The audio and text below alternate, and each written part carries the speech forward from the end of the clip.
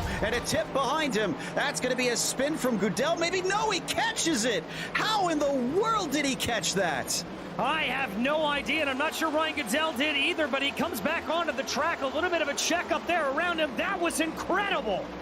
And taking advantage of that, Clayton Ham. Let's take another look at this replay. The 14, all sorts of sideways, and it starts to look like the car wants to go again. That's why he went on the apron. I thought maybe he just was slow and was trying to get out of the way, but he had to save it twice. We are indeed Brunschweiler to the inside of the pair of them. That might not necessarily be the best line unless he can get it woed up in time. He's the bravest on the brakes, and he is going to get it. Wow, the 4 moves up to 5th in a 2-in-1 move. Side by side between Burns and Vanderbilt. Vanderbilt has the inside, but not a nose ahead at first under braking. It starts to go back ahead. They're going to go wheel to wheel through here, giving each other space. Now it's a drag race, DJ, on who gets to the line first. And it's going to be a shorter line there for David Burns, but it's not giving any room by Johan Vanderbilt. They're going to dive down into the corner. Little bit of bumping and banging, but who's going to be? I think it's Burns by 22 thousandths of a second. Meanwhile, up towards the front for TCRs, this has now swapped. Waring has swapped with Hardman. That took place last time by down the front stretch. Now looking to swap back. Look at this. Ascend to the inside. Hardman runs along the curb in the hairpin and just about completes the pass and does. Battle for second now up as Wager tries to send his way in for Britannia iSports. Wow, this is a three-way battle for that first position. All these guys are fighting for the lead. This is 3 wide. Really nice 3 wide going into Cunningham around to Collier. I can't tell who's going to make it out of this in front of this whole pack, but it looks like it's going to still be Hardman. Andrew Hardman doing a beautiful job to hold on to the lead there. He's been slowly working his way up through the field. I wouldn't have expected it there. Brown maybe thinking about a 2-for-1. Wow, great heads up by Johnson, who sees him coming and gives him space, and great braking by Travis Brown. I didn't think there was any way that he managed to get side by side. Nor did I, but he runs wide there, and that's going to open up the door back for Jeffrey Shulam. Wheel to wheel, fighting for the 9th position, and it looks like Shulam might have it. Travis Brown cutting back underneath. He's going to fight back on Jeffrey, who's had his hands full for just about the last 5 laps in its entirety, and unfortunately, once again, he is snookered around the outside of Sayat.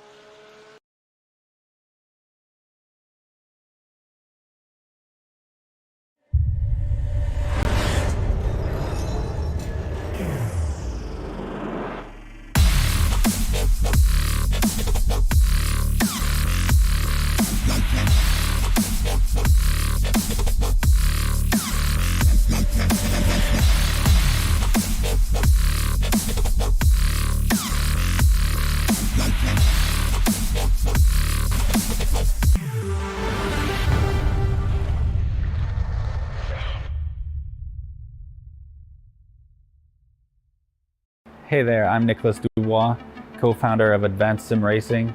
We are a Canadian company.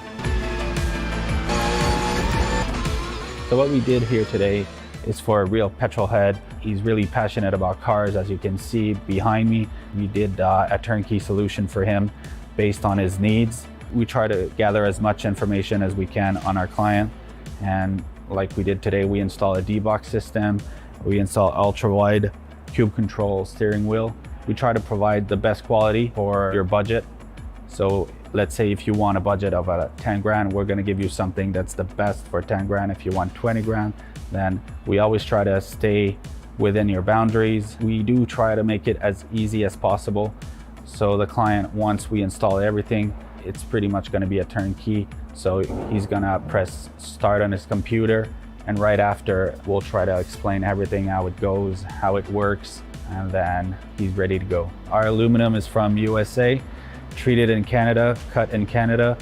So we do sand all our aluminum piece just to make sure the powder coat sticks to it.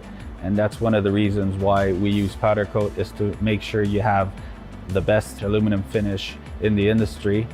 And our quality is beyond what you can get with any other competitors right now. We are really, really passionate about all the gear, all the cockpits, all the sim hardware, and that's why we want to create something that's really going to reflect our passion into our product. Come visit us at advancedsimracing.com.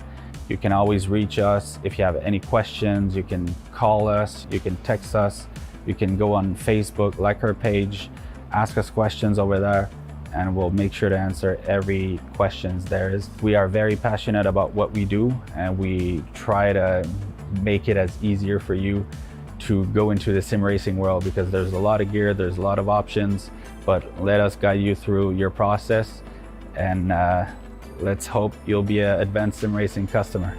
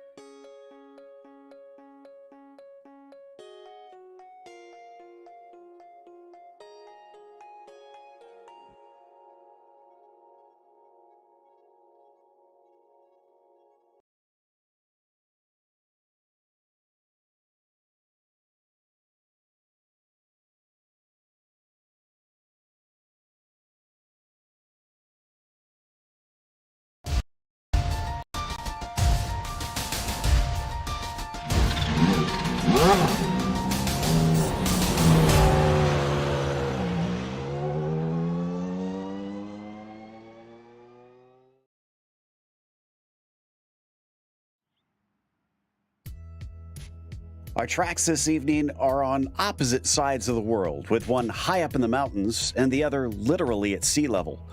But they do have one thing in common: the draft.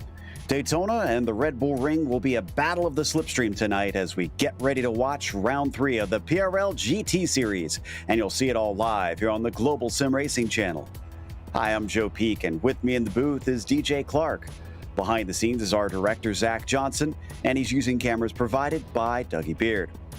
First up is the Red Bull Ring. Whether it's F1 or MX-5s, this place definitely gives a big toe to the following driver. Let's head to our track guide to learn more.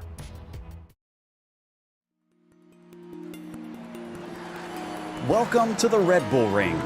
Located near Spielberg, Austria, this track began life in a much more fast and sweeping format. Having gone through multiple different owners, it eventually was snatched up by Red Bull and has its 3 different layouts you see today. While they range roughly between 1 to 2.5 miles in length, the thing they hold in common are fast straights, hard braking zones, and very few corners. In fact, the longest and most common layout, the Grand Prix course, has only 9 of them. Spots like Remus and Gosser are the most popular corners for overtakes, but both involve dramatic elevation changes. Each have their perils.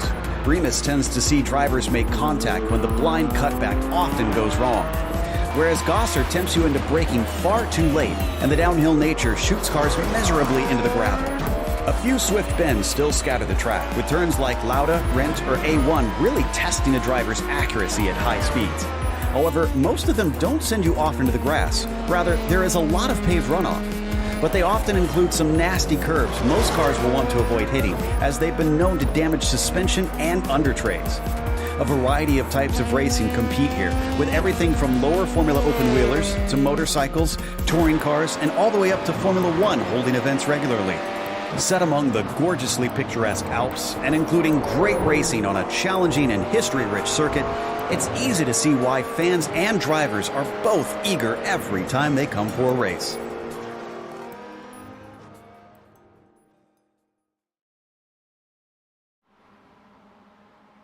Well, naturally, DJ, this has become a crowd favorite both with the drivers and the fans. So how are these MX-5s going to handle around here?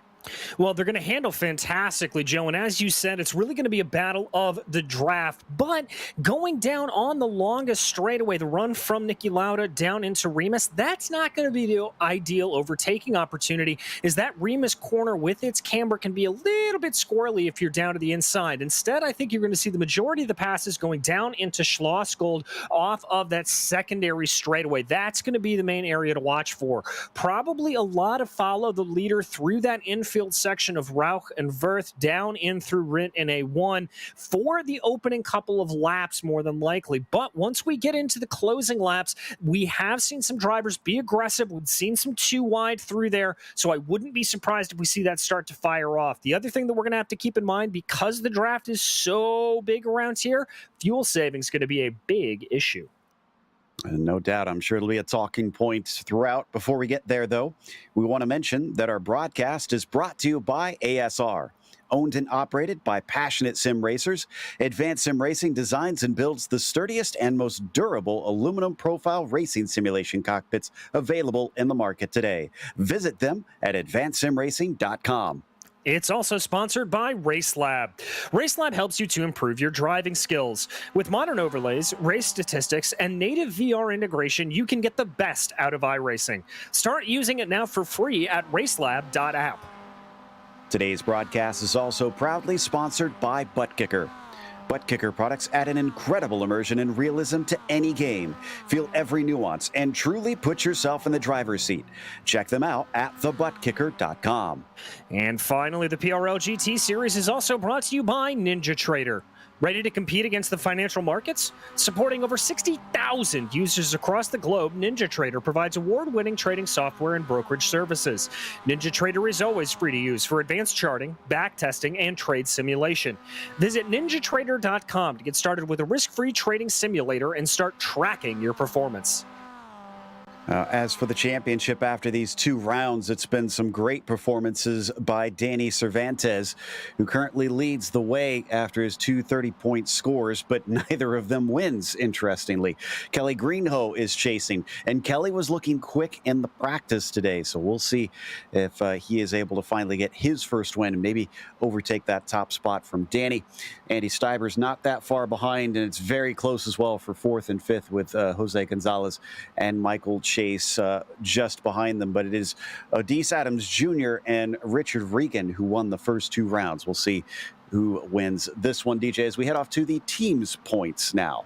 Yeah, Joe, and that team's points, it's a little bit more spread out at the tops with hashtag not a team holding an 18-point lead over Road Warriors. The Hacks about 8 points back from them, and a big gap starting to develop between them and Crikey No Brakes. But Crikey No Brakes, they are tied with Sweet 16 with Oh God Right Turns only 3 points back from them. So some very, very tight action for 4th and maybe for 2nd as well.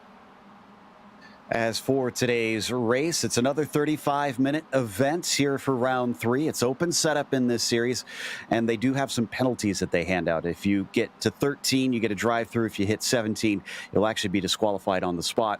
But the bonus points is probably what the drivers are more interested in right now, because that includes the pole position, but fastest lap in 3 incidents or less can also be grabbed, as it looks like Cervantes just recently took that provisional pole. Greenhoe goes up into 2nd place, and Bradley Hawley was up at the top before he just got displaced. He is now about a 10th behind Danny. Now, what's interesting about Kelly is as we watched him in practice, he only had about maybe 8 laps total and managed to put himself into 2nd. So that to me says that that 12 car is going to be a force to be reckoned with.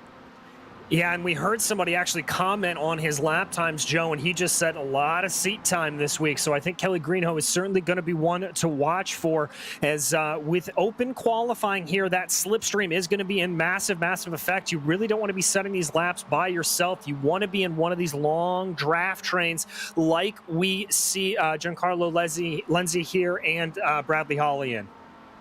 Lenzi managing to get himself, I believe, into the top 10. Yeah, 7th place, it looks like, at this point in the O2.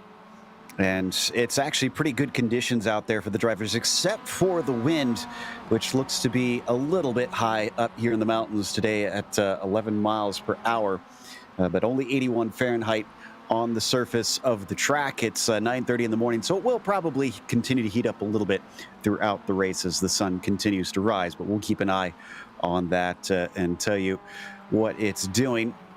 Watching some of the other drivers come to the line, including Bradley Hawley here, as we now watch Lenzi get bumped down into 8th as someone just improved. Hawley did not improve as that lap was deleted, unfortunately. And it looks like Lenzi did not improve that time either. Greenhoe's not out there, and Cervantes just now comes to the line. Looks like, oh, another one that gets deleted. So track limits already becoming something of an issue. And I'm not entirely surprised, Joe. The track limits around here, this is a modern Formula One circuit, so plenty of paved runoff that you can slip these cars out into and pick up that dreaded 1X as they go around. And a lot of drivers falling foul of that. That's Odise Adams Jr., by the way, just popping out behind as we focus here on the 57, bringing his way down through the final corners. This is Karakov. Yep, one of our onboards for today in the 57. Hasn't set a time yet, still hasn't set a time as that one got deleted. So lots of drivers having trouble now that they've got a banker in. There's about 5 of them that have not yet set a time. And coming down into the braking for Schlossgold here, as we follow some of our Whataback drivers and riding shotgun drivers work their way around. Teams that more known for the oval side here in the PRL before, but have certainly made the switch quite well. Cervantes here on screen, leading Jason Larson in that number 13. And another one of the riding shotgun cars in front of him, Ian Cabana, it looks like there in the 774. And they are just about ready to finish this lap. There might not be many corners, and there might be a lot of straightaways, but it still takes almost a minute 50 to get around. Yeah, it's a pretty long lap in these MX-5s, even though you are on the throttle for just about 80% of the lap. Cervantes has a good line there coming out of Rent, flying it down through the last corner. Little bit of oversteer coming out of there. He may not have wanted to take it quite that wide. Let's see what he is crossing the line. He's going to be about 0.04 of a second off, so he's not going to be able to improve, but that lap did count for him.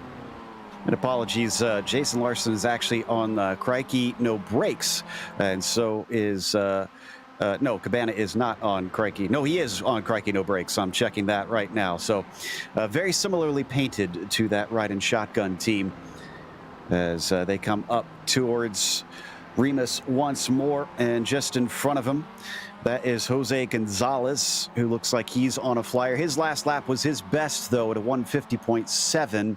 That put him into 17th position. Cervantes still our quickest. Holly still in third, and Kelly Greenhoe has not been out since that single-time lap of a 149.3. So Kelly really is confident today. Yeah, he certainly is. And only about 14 minutes left to go here in the session, or 4 minutes rather left to go in the session. So he has got to get out and get on it if he wants to set it again. But I don't feel like he is going to here at this point. No, it's not looking that great. Simon Doyle just put it into 10th last time across the line, so nice improvement there. Giancarlo Lenzi looks like he might be able to go higher than the 7th. He has since improved to, because he's got a quick lap going right now in the 02. He's got a 49.6 on the board, just one more corner to go. Let's see if it's going to be quick or not. As he crosses, that seems like it might have just barely been in bounds. So he crosses the line, and this one is going to be a 49.615. A slight improvement, but it still gets him position, because from 4th on down to 8th, it is extremely tight. Yeah, it's really, really tight across the entire field. Your pole sitter comes across the line, unable to improve there by about 0.07 of a second. So Danny Cervantes unable to improve there on his latest time, as we continue to watch Lenzi now trying to re-rack, see if he can maybe improve a little bit. He's going to let the 14 on by. That's Derek Green. Berquist just went up into 10th as well. The 64 knocks it down to a 50.1. Looks like Anthony Cortina also just found some time. That'll go to 14th for him as we climb the hill towards Remus with Bradley Holly. It's not looking great right now, but it's still early in the lap. He's about 0.2 down from his best. He also hasn't set a clean lap since that first one. And as I said, that can really catch you out around here, especially in these MX-5s. These are momentum-based cars. You really want to carry that momentum, that movement around the corner. Try to let the car roll as it comes out of corner exit. And if you're not completely on it and you give it a little bit too much, it'll just carry you on to the outside and you'll pick up one of those off tracks. So Holly down into the infield portion of the track now, and one of his fellow oval drivers, Danny Cervantes, just had a spin. Holly's going to cut there well beyond any sort of danger, and you can see the track is already clear by the time he hits vert. And let's see whether or not this 184 can actually manage to go much faster. It is hovering at just about 1/10 above his quickest time. So still not looking like an improvement, but he could make something up here in these last two corners. It all depends as he flies out of A1 and onto the main straight. The 184 looking to try to get on the front row. The question is, can he do it? Crosses the line. No. 49.442, 100th off of his best. Oh, just barely off of it there for Bradley Holly. Waiting to see if there's anybody else that is going to be able to set a good time down. There is the 34 machine coming through that final corner. That's Michael Chase. He's only about 0.09 of a second off of Giancarlo Lenzi. Let's see if he's got anything. I'm also watching Ryan Scott. Looks like his lap gets deleted. Carrico going to come ahead of them. He improves to a 50 flat, and that'll put him up into 10th. And Chase, wow, yeah, the 34 goes up into 4th place with that 49.5. A 10th quicker was more than what he needed right there. That's a great lap there for Chase. He'll be very, very pleased with that. Watching the 67 now coming across the line. No improvement there, it looks like. First one to get the checkered flag is going to be Anthony Cortina in the 97. And the clock ticks down. Oh, actually, maybe not. Is he going to be able to get there in time? This is going to be a little bit tight. 6 seconds left as he comes around the final corner. I don't think he's going to get there just before the checkered flag comes out, and he gets the lap deleted anyway, so wouldn't have mattered much. Giancarlo Lenzi is going to be the next one, and the O2 is behind him. There you see Venaro, who looks like he is going to be pitting in, and he abandons his final attempt. Lenzi might not be on his quickest. I'm seeing a positive time on his. Nope, that's not going to do it for him. After that, it's Derek Green in the 14, doesn't go any quicker. And then Bradley Holly, one last chance to try and get on the front row. Let's see if he's got it. Holly's going to come across the line. He's able to improve, but it's not going to be enough. He's still about 68 thousandths off. Oh, so close. Just a few more hundredths that he knocked it down. David Hebert comes to the line next in the 16. And as he crosses, does not go faster. Ryan Scott's next in the 22. We're still missing 2 drivers that have not set a time. Scott does have one, but he doesn't go faster on his last attempt, and that is it. Nobody else is out on the track able to go faster.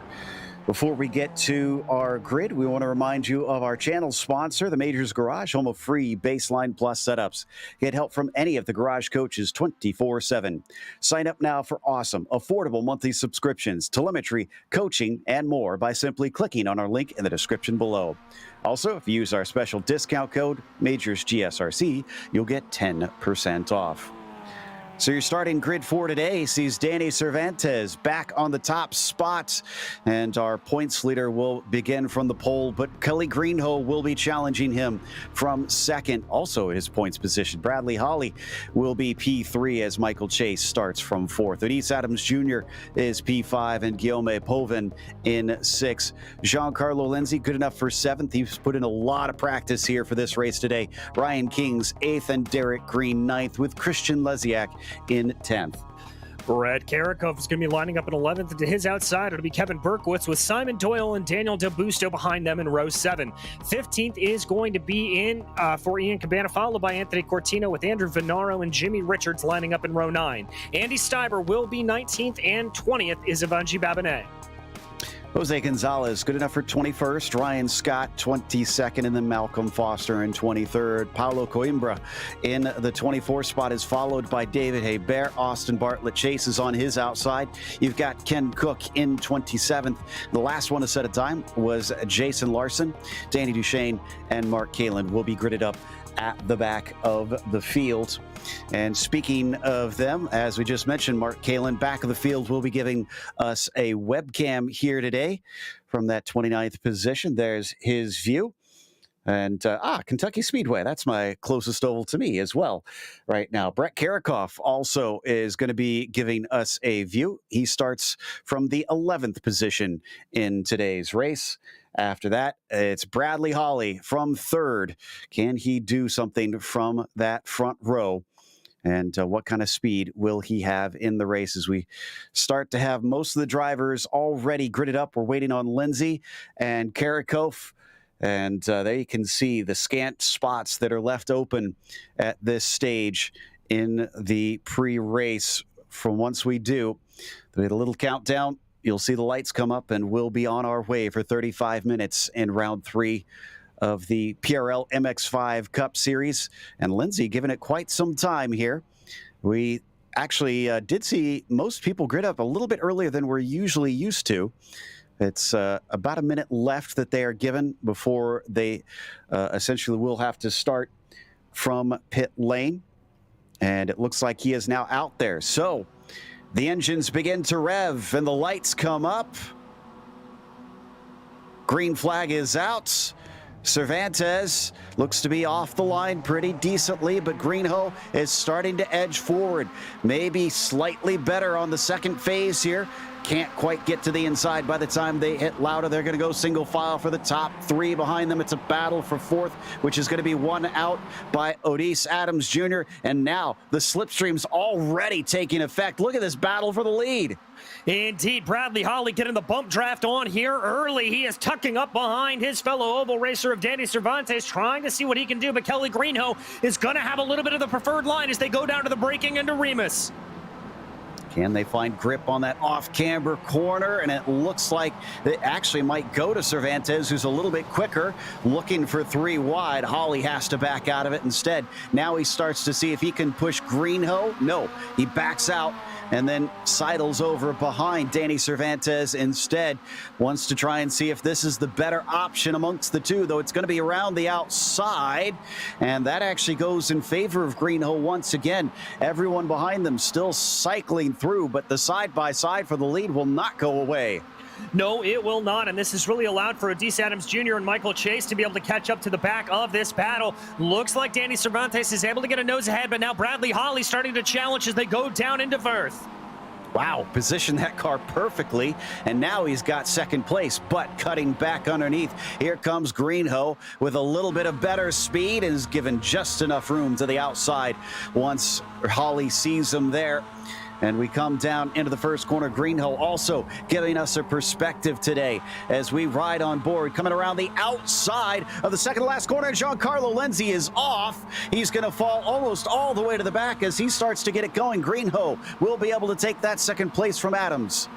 Yes, he will. A great move there, but Odise Adams Jr. not done yet. Slicing and dicing down the main straightaway there. That's also Michael Chase looking under the back of Bradley Holly. We're Noah's Ark into one. Way around the outside, Greenhoe, horrible exit. Odise is going to be able to get into P2, and now they got to fan out. Oh, it's starting to get even plugged up. Ryan King's at the back of it, had to lift. He had no place to go.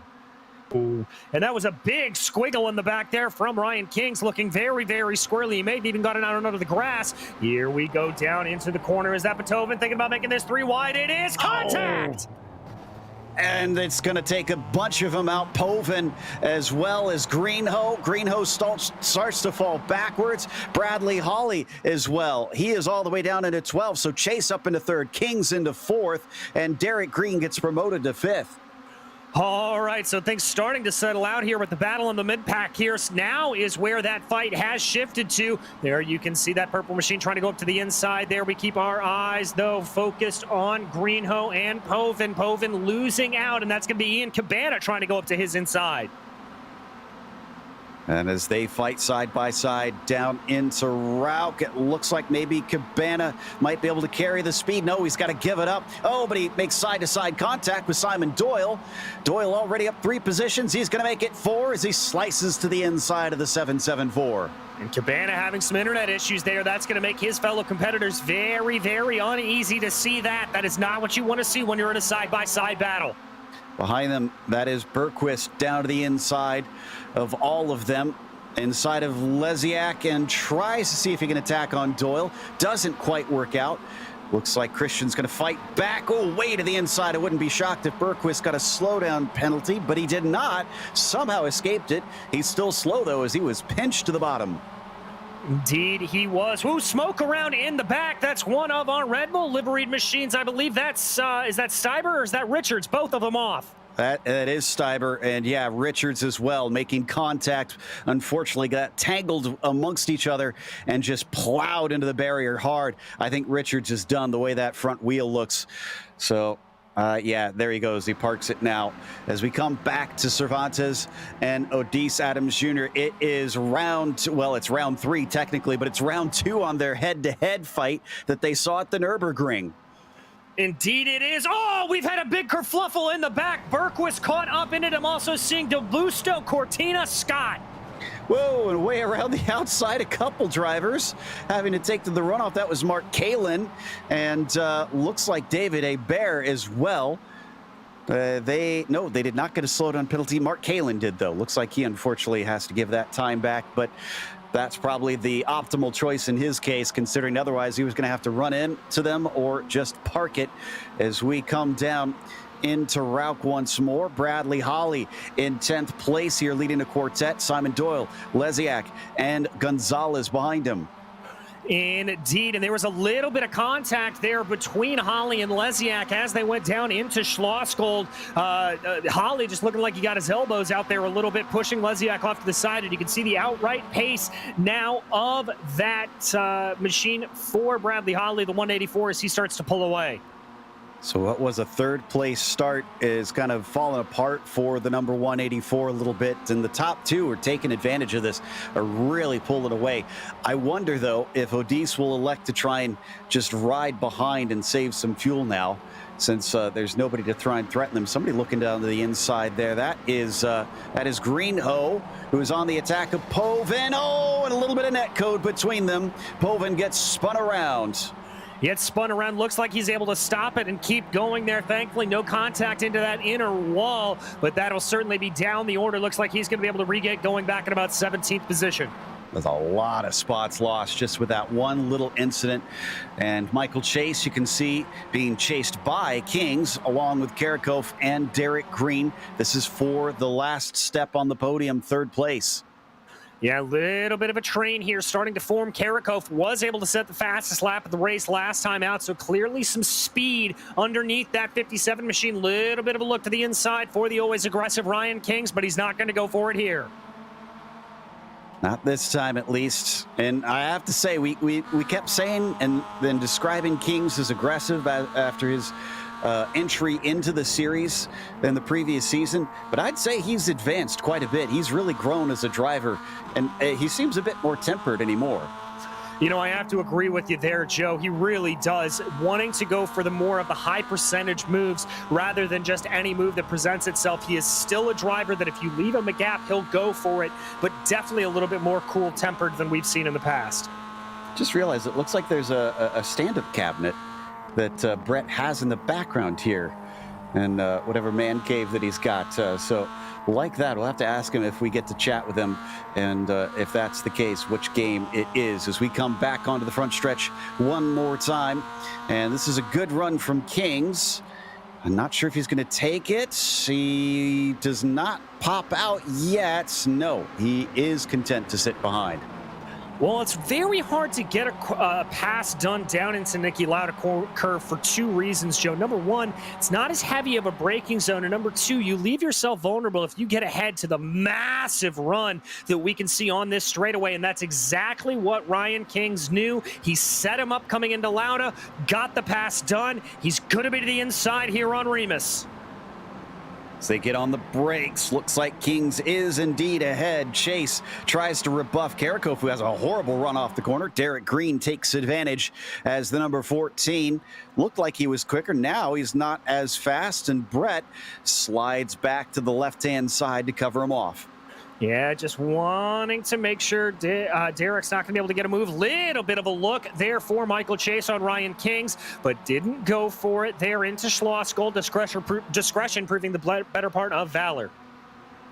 Already almost 10 minutes into this race, so we're seeing the pit windows start to open. But the only drivers I've seen in are those that experienced damage before, Steiber and Richards. And then something with Cortina. He is stopped into pit lane. This looks to be longer than a typical one. So we'll try and figure out what happened to him, as this quartet is now becoming a quintet. And Greenho has regained ground. Yeah, indeed he has. And we talked about the outright pace that we saw in that number 12 machine from Kelly Greenho. He is now caught onto the back here of Derek Green. I'm got to think here that as we exit Niki Lauda the next time, there is going to be some massive aggression from the 12, but a little bit of aggression up ahead. That is Karakov on Chase. Great exit there, fully alongside, a little bit of a nose ahead now. I assume he's going to try and outbrake him. Let's see if Chase tries to fight back. He does, but both of them are now going to be compromised, and this is a boon to Kings, who absolutely peels away.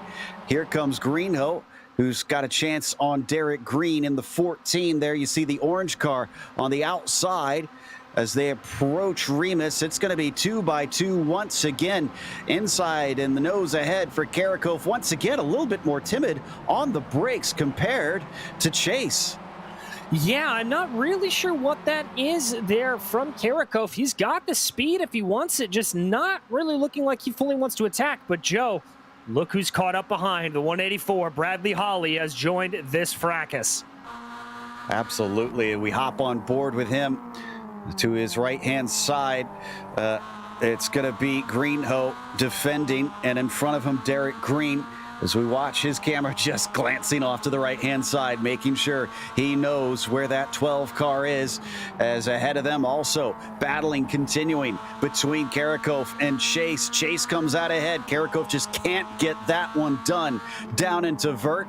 Looks like Green stays ahead of Holly, but he also was able to overtake Greenhoe.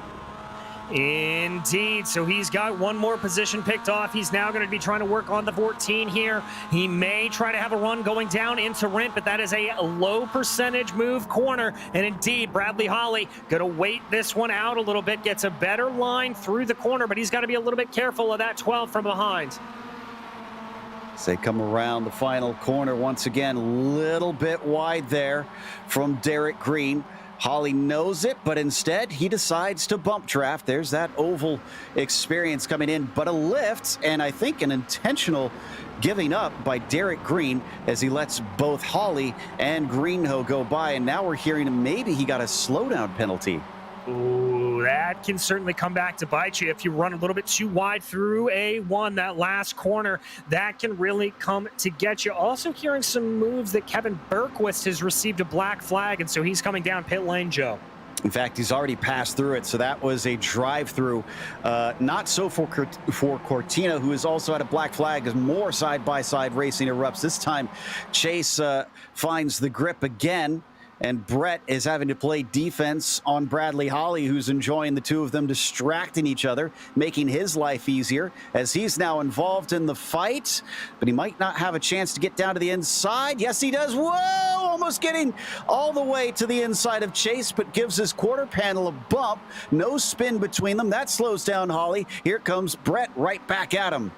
Exactly. Brett and Michael trying to fight this out here. They're gonna find a little bit of a way through here. Bradley Holly not completely giving it up on Michael Chase, though. He's gonna stick to the inside of Worth. They're gonna be side by side through the second part of the infield. Almost looked like he was about to slice through all 5 of them within about 2 or 3 laps here, but unfortunately, he's now falling backwards. Greenhoe likes the looks of this one. Oh, no, he's going to back out. Vic even got on the radio and told him he could have it, but, oh, is he pitting in? He's pitting in. This is not a black flag. This is him actually taking the stop. Yeah, Cervantes and Greenhoe both opting to come in here a little bit early. Joe, I'm not sure I love this strategy from them. They're going to come out without any drafting partners, and that could really hurt them. Actually, what we might want to look at is the pace difference between Kings and Adams Jr., because I just noticed that Ryan looks awfully close. In fact, closer than I can remember him being to that 22. I think he's been hunting him down now that he got himself into third. I think you're very right. The gap coming down under a second now, hovering at about 9/10 as they come into the braking zone. And that is going to tell these drivers behind, looking at Michael Chase, Bradley Holly, and Brett Karakov, that they need to stop squabbling. They can catch up to this lead pack, but they've got to stop battling like we see right now. Well, Holly's just trying to make positions, I think, here. And he's got better pace than these guys, just can't seem to get the job done. Brett back into fourth once again, promoted up by a few drivers in front, pitting, as we mentioned. And look to the inside. The black machine is Simon Doyle. That's not going to work from that far behind. And a little bit of wheel spin as Bradley Holly was better off the corner, but couldn't do anything with it. Oh, we got a spin there. Yeah, indeed. I think that was one of the Crikey No Brakes drivers as we come down into the corner in a nice little diamond here. That's going to be Michael Chase, Karakov, and Holly. That's going to be Holly, Karakov, and Doyle looking at it here. Very, very close stuff. Heading out of the little S's here from Vert into Jochen Rindt. They're going to stay side by side. This is going to be a very swift corner. And yeah, I was going to say, I would advise not to do so. And Doyle is going to get it as Karakov backs out, but they all go just a little bit wide there. Wonder if we're going to see some more slowdowns, as Doyle was definitely the farthest out there. Oh, no, Karakov is the one that's getting served it. So he falls backwards. Yeah, and he's going to fall back into line there. It looks like in 7th place. Ian Cabana, the driver directly behind him. He may smell a little blood in the water and decide to have an attack here coming up to Remus. I was able to look at the lap times, by the way, between Kings and Adams Jr. Kings is absolutely outpacing Odis right now. So it's looking like it's going to come together. In fact, it's down to about 0.7 of a second. A little bit of a defense there from Michael Chase into Remus. And behind them, side by side between Karakov and Green, goes to Brett.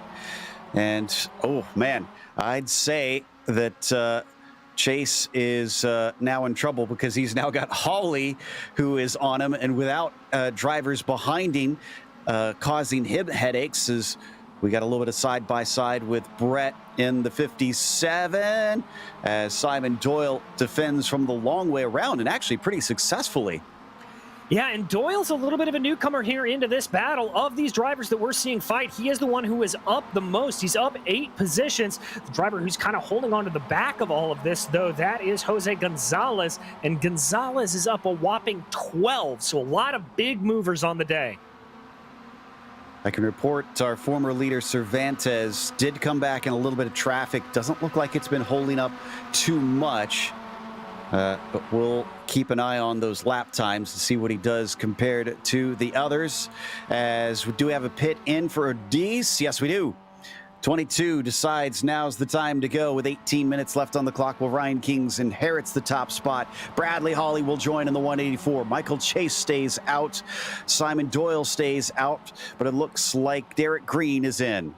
Yeah, Liziak as well behind him. A couple of these drivers opting to come down here. This is a little bit closer to the pit range, the pit window that I would expect. I think as late as you're going to be going is about 12 minutes to go in this session, as here comes Cervantes on by. So where will this put them in regards to guys like Cervantes and Greenho? Cervantes looks like he's already passed. Yep, he's well clear. So that's good for him. But Kelly Greenho continues along. And where's Bradley Hawley? Bradley Hawley sees him stream by, so that called a pit when he did. Worked a treat for the 12 car. He is easily past his main rival. And Joe, Odis Adams Jr. is still in the pits. I think he got a pit lane speeding penalty. Oh, no.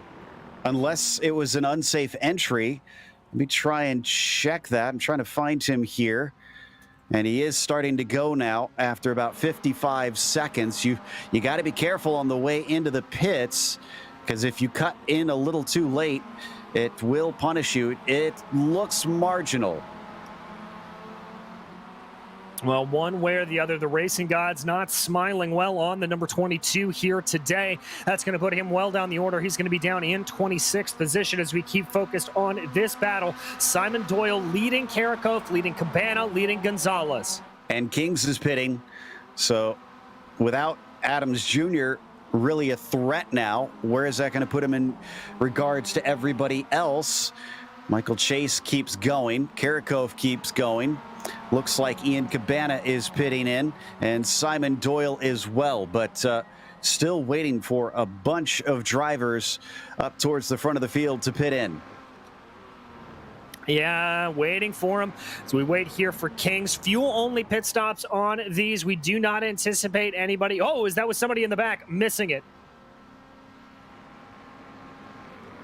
So as the drivers carry on, looks like coming back out, Ryan Kings is, oh, and Cervantes has outsmarted him. Cervantes comes back out, and he is in the lead ahead of Kings by actually a pretty good margin. A very healthy margin. This is going to shake things up, and that is going to be Kevin Berquist, a driver who has not stopped in between the two of them, so that could slow down Ryan Kings just a little bit. Still waiting for the last ones to pit in. in these final 15 minutes. Chase, Karakov, Gonzalez, and Lindsay as down into Remus. You can see Bergquist and Kings, but Bergquist still needs to stop. He's been in pit lane, but that was to serve a black flag penalty. Interesting note about Lindsay. He unfortunately has put in numerous laps in practice today. He said about 60 of them. We kind of joked with him, watch, you're going to throw it away in the first corner. Well, we weren't completely right. It wound up being the penultimate corner on the first lap anyways, as he's been climbing his way back through the field. Hopefully he can salvage something out of this, as he's probably a good 30 seconds behind the leaders, it looks like. Yeah, he's got a lot of way to go there, and very, very unfortunate to see that happen to Giancarlo, as doesn't look like any of the leaders are pulling off to pit here quite yet. Chase and Karakov, rather, not coming in. Gonzalez not coming in. Lindsay will be, however. We have enough Cofres in the other series. We don't need more over here, as Lindsay is indeed in.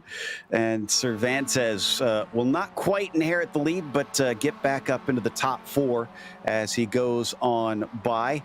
Kings with a gap of about 2.2 seconds. I don't think that's going to be impossible to try and make work. But Kings is letting not Cervantes, Bergquist there by. I'm not sure why that was, unless maybe Ryan got a bit of a slowdown. And maybe got a slowdown. Maybe he wants a little bit of the draft, or he could have underfueled the car slightly, although I seriously doubt that. Cervantes is the one that I'm a little worried about, Joe. He only had 11.5 seconds stationary in the box. That may be a little bit of an underfuel. Yeah, I think you're right. And Bergquist leading the way will definitely be a big help there to the 43. With these last 13 minutes can determine who becomes our winner here today in the 3rd round of the season. Still kind of keeping half an eye on our top 3. Certainly stretching the fuel quite a bit here. For those curious of the O2 of Giancarlo Lindsay, he came back out in 22nd position. I think he's going to inherit a couple with a few cars that, as we get a little side-by-side there, coming out of Schlossgold. That is Duchesne and Holly. It looks like Holly is going to be able to get that spot. Duchesne, another one of those that still needs to take a pit stop. Ken Cook, and behind them, does need to as well, as finally Brett Karakov has hit the end of his fuel tank, and Michael Chase as well. Indeed. So they're all coming in. Jose Gonzalez able to stretch this out for one more lap. However, I'd imagine we'd see Bergquist, Duchesne, Cook, and Del Busto coming in on this lap, though. And indeed, we're hearing some calls out from the drivers that they will be coming in. And Chase taking his service. Let's see where Cervantes goes by. There he is now, flashing by. And Kings is through. Where's Greenhoe going to be? Looks like Karakov will not be able to catch up with Greenhoe. He is easily passed. Bradley Holly is passed. So Karakov, in fact, is going to be fighting with Duchesne. And Duchesne, who still needs to stop, will have the track position. This is bad news for the 57, who should have been fighting with Greenhoe and Holly after that sequence of stops. Looks like that was not meant to be. Yeah, indeed. He's going to be down the order here, but he's going to have to see what he can recover here at this point. But with these drivers directly in front of him, he is just trying to eke out any bit of the draft that he can. They fly down the hill into Schlossgold once again. A little bit of a look left and right. Karakov is still trying to size up Danny Duchesne in the 27. Wonder if he even knows that Duchesne hasn't pitted yet. That's something the drivers don't necessarily get information on here unless they do have a spotter to make them aware. Yeah, exactly, Joe, depending on the app that you use. Although I will say RaceLabs does allow you to see it. So if they are using the series sponsor, they very well may have it. Gonzalez finally pits here in the final 10 minutes. So now Cervantes will finally be back up to the front, but he is keeping pace over Ryan Kings. It is still at about 2.3, 2.4 seconds. This will be Cervantes' first win this season here in the MX5 Cup Series. Certainly doesn't look like Greenhoe is going to be able to beat him to that one unless something wild happens here. Kelly will get promoted up into third now that Gonzalez has pitted. And that's assuming that he doesn't have to give that up to Bradley Holly, who is actually right on his tail. Oh, and as soon as I say that, Greenhoe had a poor exit coming out of Lauda, and Holly's got a great run. Yes, he does. Here comes the 184 down to the inside. That's going to be him to the inside. Greenhoe to the outside, trying to see who's it going to be. It's going to be a battle of the late breakers down into Remus. So they try and see who can get on the binders last and then on the throttle first. Holly looks to manage it as he gets ahead, but Greenhoe instead decides to tuck up behind him, gives him a little bit of a nose, and now they try to see if they can catch up to Ryan Kings. Exactly. Maybe use a little bit of the chrome horn here. Not to necessarily push out of the way, but to give a little bit of a bump draft to try to close down that 3.5 or so seconds to Ryan King. You could just see him out of the right side of your screen. So now it comes down to sheer pace for a lot of drivers. This battle likely going to be a little bit of strategy. Who puts themselves where in the final stages as they duke it out with the slipstream, helping them get that little bit of speed to make passes along the lap. But Cervantes, Kings too far apart to fight unless one of them can find some extra pace. Karakov too far away from Greenhoe. Gonzalez, who sits back in sixth, he's too far back, although it looks like Cabana and Chase are close to catching him. That'll be a three-way fight for that spot pretty soon. But 8 minutes left to go, and we come around to now start lap 15. Exactly, lap 15 and about 8.5 minutes to go. So plenty of time here to work this out for these drivers. Holly's been able to cut that gap down by about a half a second over Ryan King. So this battle could very well be on. Indeed. Checking a little bit farther down, Povin still having quite a fight with Paulo Coimbra back here, and they got some friends, Lindsay and Kalen. This is all for 11th position coming up into Lauda, and they're going to go side by side. Povin very deep on the brakes, I think a little too deep. He catches the car. Wow, it wasn't too deep. That was great, but Paulo is going to get a shot. Oh, he gets shoved all the way off into the grass. Thankfully, he's able to keep it together, but Povin disappears. Did he wind up getting disqualified? He did. He got disqualified. He must have gotten a 4X from that. Oh my goodness, and now down to the inside, there goes the 0-2, able to get the move done. Whew, talk about a dramatic series of events, Joe. That was unusual. I would have thought that it would have been Coimbra you'd see disappear because he was being forced to the inside all the way off the track, but they must have had the lightest of touches that counted there for Povin. Oh, and there's contact. Wow, it's been a rough lap for Coimbra. Kalen apologizes over the radio, but this is great for Lindsay, who is able to get away from that fight and focus forward. Yeah, he'll be able to focus his eyes ahead and do well there. That is, I believe, you're getting a little bit chippy there in the back. Kalen doesn't want to make more contact with him. Can't afford many more, I imagine, or else he'll get a black flag and serve that drive-through penalty. Not missing anything up at the front currently. This is one of our best battles here on track right now. Down into the penultimate turn through Rent. And let's see if Kalen can get one more spot. Up 16 currently as he failed to set a lap time in qualifying. But Jose Gonzalez, I have to say, probably the hardest charger if you want to talk about those who managed to get a lap down. Kalen looks pretty calm here into the braking. Down to the first corner. Had to take a couple stabs to get the car to turn in, but job done. Nicely done. The question here is going to be if Coimbra is going to be able to get any bit of the draft and be able to pull himself ahead. It doesn't look like it. I think that not a team driver is not going to be able to pull himself forward. Venue Babinet and Austin Bartlett Chase just got black flags for incident limits, unfortunately. So a few more suffering from trying to keep it within the boundaries here, and we still got 5 more minutes to go. Going to be 3 more laps most likely And down into Schlossgold. Kalen looks like he's got the best of Coimbra from this point. Yes, indeed, he does, Joe. But Kalen a little bit off the apex there. Is Coimbra going to be able to fight back a little bit going down through the infield? Oh, came from a ways back and is suddenly in the mix once again. Looking around the outside, but Rauk is going to eventually feed him out. Yep, I was going to say it is hard on that corner the way the car just loves to understeer. Yeah, very much so. You've got to be very, very careful with throttle application there. Try to avoid that understeer as much as possible to be able to get it to come around.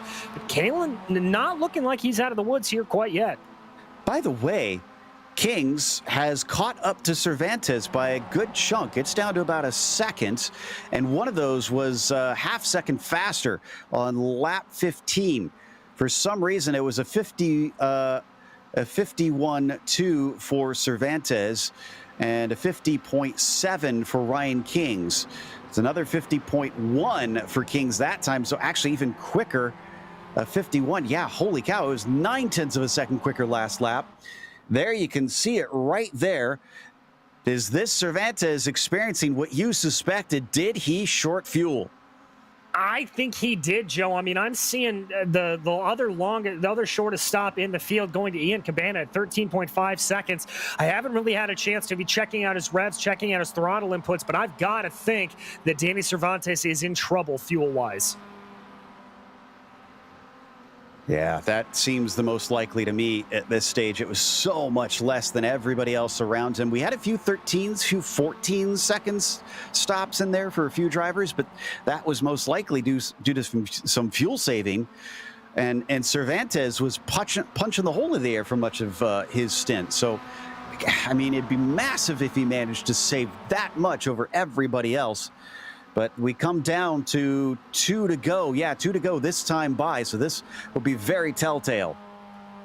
Yeah, indeed it will, as that gap continues to come down here a little bit. Cervantes was able to pull out about a 10th in Sector 1, but he lost about 2.5 tenths in Sector 2. So Kings is certainly coming on strong here. He's got the gap under 0.7 of a second. That's going to be within optimal draft range. So coming up into Lauda, 0.7 of a second. Oh, and Bradley Holly within a second. And Greenhoe, a 1.2 back from there. It is all coming back together. I thought this wasn't going to be much of a fight for the end of the race, but if they each start to close in, it is going to be a 4-way battle to decide this one, and over the course of maybe about one lap. Yeah, indeed, Joe, and it didn't look like there was a lot of lift and coast there from Danny Cervantes, unless he's doing stuff that I'm not aware of. He was in it till the braking zone there, so just trying to push ahead here. Maybe he's done enough fuel saving at this point to be able to keep his car happy, but still very, very tight. So Holly starting to feel the effects here on some of these longer straights. Still about 0.4 of a second apart. And if Greenhoe goes past the pit entrance this time by, he is committed. He seems to think he can make it to the finish. Otherwise, he's going to have to come in and give away chance at victory. Yeah, indeed, but that gap is down to 0.3 of a second now. Little bit of a lockup there. I think that was from Cervantes as they went down through the second part of Verth. Here they come, coming down into Rint now, trying to see what it is. Cervantes is just going to have to play defense here on this final lap. Doesn't look like Greenhoe's able to catch. Something happened that cost him time. 2.2 seconds back as the white flag flies, and Cervantes holds the track position, but he's committed to going to the end. Does he have enough fuel? Ryan Kings chases. Bradley Holly has now caught them. All right, it's going to be a 3-way slugfest. A little bit earlier on the brakes there was Ryan Kings just trying to see if he could back up the corner, but that's going to back him up into Bradley Holly. Down toward Remus Holly with a great run. He could try and take second place, but will this cost them time in catching Cervantes? He's got to make a decisive move. He goes around the outside and under braking. He's very deep on it. It looks like Kings might be able to come back. He gives just enough space around the outside. Holly does get by, though. Holly's got the position, but that battle slowed him down a little bit. He's got about 0.5 of a second to try to make up to Danny Cervantes and only about 5 corners to do it. Down into Schlossgold. Cervantes, we still don't know if he's got enough fuel. Remember, he could be just a little bit shy. If he sputters to the line, that will give up the win. Holly chasing. Kings gets slotted back in a third. Greenhoe, maybe he was the one that short fueled. He's now down to 3 seconds behind them. I think he's losing out. There must be something wrong with that 12 car. Meanwhile, into the infield section, Cervantes ahead by just a couple car lengths. Bradley Holly starts to close up on him. He gets a great run, covering down to the inside, almost all the way to the grass. He'll force Holly to go the long way around. As they approach Rent, Kings is still potentially in this. No, he's starting to drop back. Is he tight on fuel here? As Holly tries to go around, he might have the speed to do it if he can just challenge him down to the line. He is a little bit wide. Now Kings is coming back. They are running out of fuel. It's going to be Kings who goes from third to first at the final run.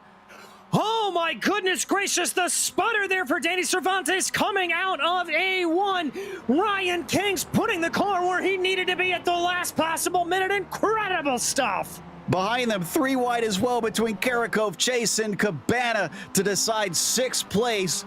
What a race as we got more battles coming down to the finish. Coimbra looking like he might take 12th place here ahead of Mark Kalin. Great run from him all the way down from 29th position to finish 13th today. Venaro into 14th, up 3 from where he started. Odise, oh man, what a horrible day. Down to 15th in the end after that horrible pit stop. But what a finish for that one. Our drivers coming to the line with a fight. It looks like we still have one of the Crikey drivers battling. Oh, and someone's trying to serve a penalty or something. You can't do that. And that is going to be Malcolm Foster, who continues on as Lesiak is going to discover he's going to get a penalty time anyways. Yeah, indeed. You cannot serve that penalty on the last lap, and so Lesiak will fall further down the order as a result of that. That is one of the wilder finishes I have ever seen. 3 cars looking like they're tight on fuel. One of them running out at the dip to the line and allowing 3rd place to fire through the middle as Ryan Kings takes your victory from 8th on the grid. Bradley Holly wound up 2nd. If it wasn't for having to check up for Greenhoe, I think he might have had it. In the meantime, or Cervantes rather, that he checked up for. Cervantes finished in 3rd. Greenhoe did manage to get home in 4th as Gonzalez was in 5th. It was Brett Karakov, P6, followed by Michael Chase in P7. Ian Cabana, 8th. Derek Green, 9th. And Giancarlo Lenzi climbed his way back to at least a top 10. In 11th place, it was Paulo Coimbra, followed by Mark Kalin with Andrew Venaro and Odis Adams Jr. only good enough for 14th after that penalty in the pit stops.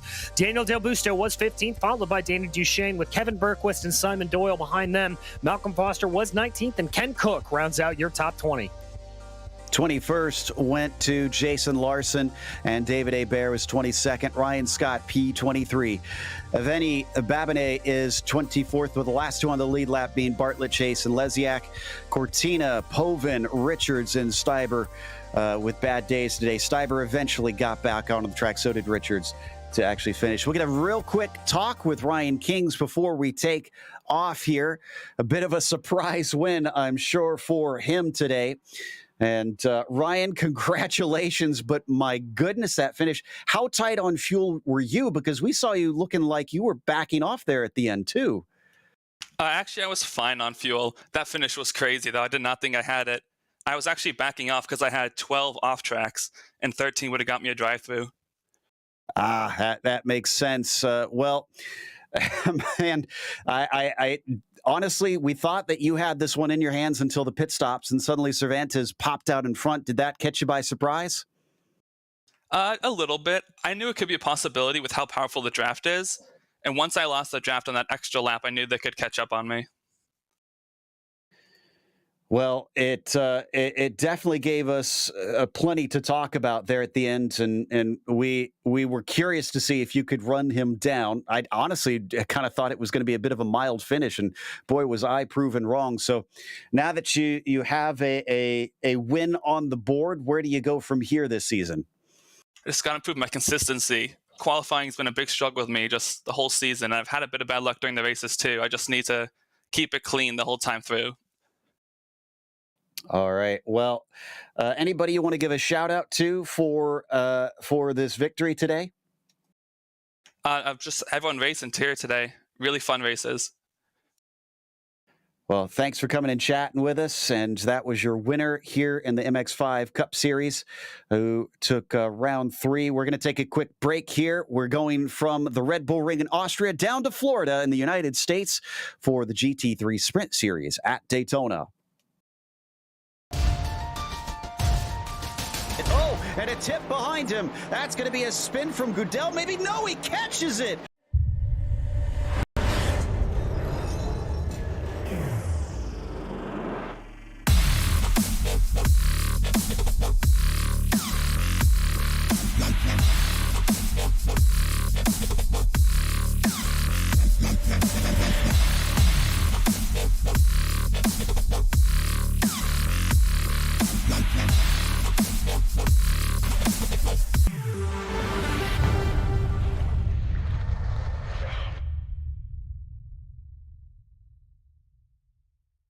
Hey there, I'm Nicholas Dubois, co-founder of Advanced SimRacing. We are a Canadian company. So what we did here today is for a real petrol head. He's really passionate about cars, as you can see behind me. We did a turnkey solution for him based on his needs. We try to gather as much information as we can on our client. And like we did today, we install a D-Box system. We install ultra-wide cube control steering wheel. We try to provide the best quality for your budget. So let's say if you want a budget of 10 grand, we're gonna give you something that's the best for 10 grand. If you want 20 grand, then we always try to stay within your boundaries. We do try to make it as easy as possible. So the client, once we install everything, it's pretty much gonna be a turnkey. So he's gonna press start on his computer, and right after, we'll try to explain everything, how it goes, how it works, and then he's ready to go. Our aluminum is from USA, treated in Canada, cut in Canada. So we do sand all our aluminum piece just to make sure the powder coat sticks to it. And that's one of the reasons why we use powder coat, is to make sure you have the best aluminum finish in the industry. And our quality is beyond what you can get with any other competitors right now. We are really, really passionate about all the gear, all the cockpits, all the sim hardware, and that's why we want to create something that's really going to reflect our passion into our product. Come visit us at advancedsimracing.com. You can always reach us if you have any questions. You can call us, you can text us, you can go on Facebook, like our page, ask us questions over there, and we'll make sure to answer every questions there is. We are very passionate about what we do, and we try to make it as easier for you to go into the sim racing world, because there's a lot of gear, there's a lot of options, but let us guide you through your process, and let's hope you'll be an Advanced Sim Racing customer.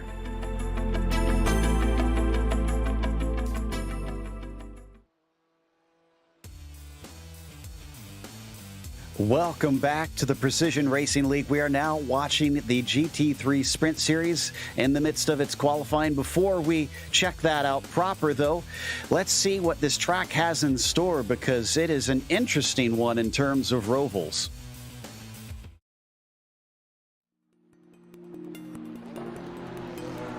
Welcome to the Daytona International Speedway. While many oval fans associate this Central Florida track with mainly NASCAR, the road course has gained just as much worldwide fame, thanks to it hosting motorcycles and sports cars for decades. In fact, the flagship road race, the 24 Hours of Daytona, has become a major draw for drivers of all disciplines, many eager to have a go at endurance racing. The stats make this place sound relatively simple, with 12 corners on the regular road circuit and 14 on the NASCAR version, both spread amongst 3.5 miles. Indeed, a majority of the lap is spent on the oval portion, where you fly along the notoriously steep banking. But it's easy to underestimate the challenge presented to the drivers. The infield portion begins with the scary kink entry of Turn 1. Not only is it the fastest part of the track, but the transition from the banking to the flat tends to upset the car as you slow it down. There's also the bus stop chicane on the backstretch.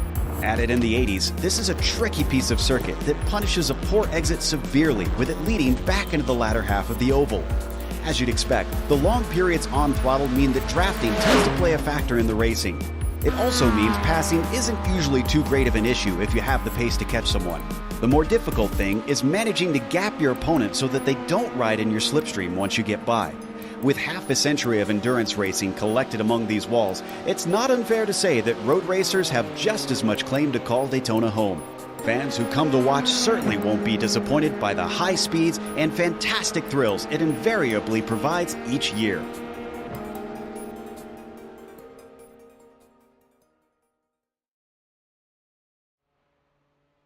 There's a glance at Daytona, but DJ, GT3 cars here, well, as they're known or were known in IMSA, GTD is going to be quite fitting. Yeah, it certainly is, Joe. This is a track that is certainly made for these cars, but that doesn't mean it's not without its difficulties. Specifically, coming down into Turn 1 is one of the trickiest braking zones anywhere.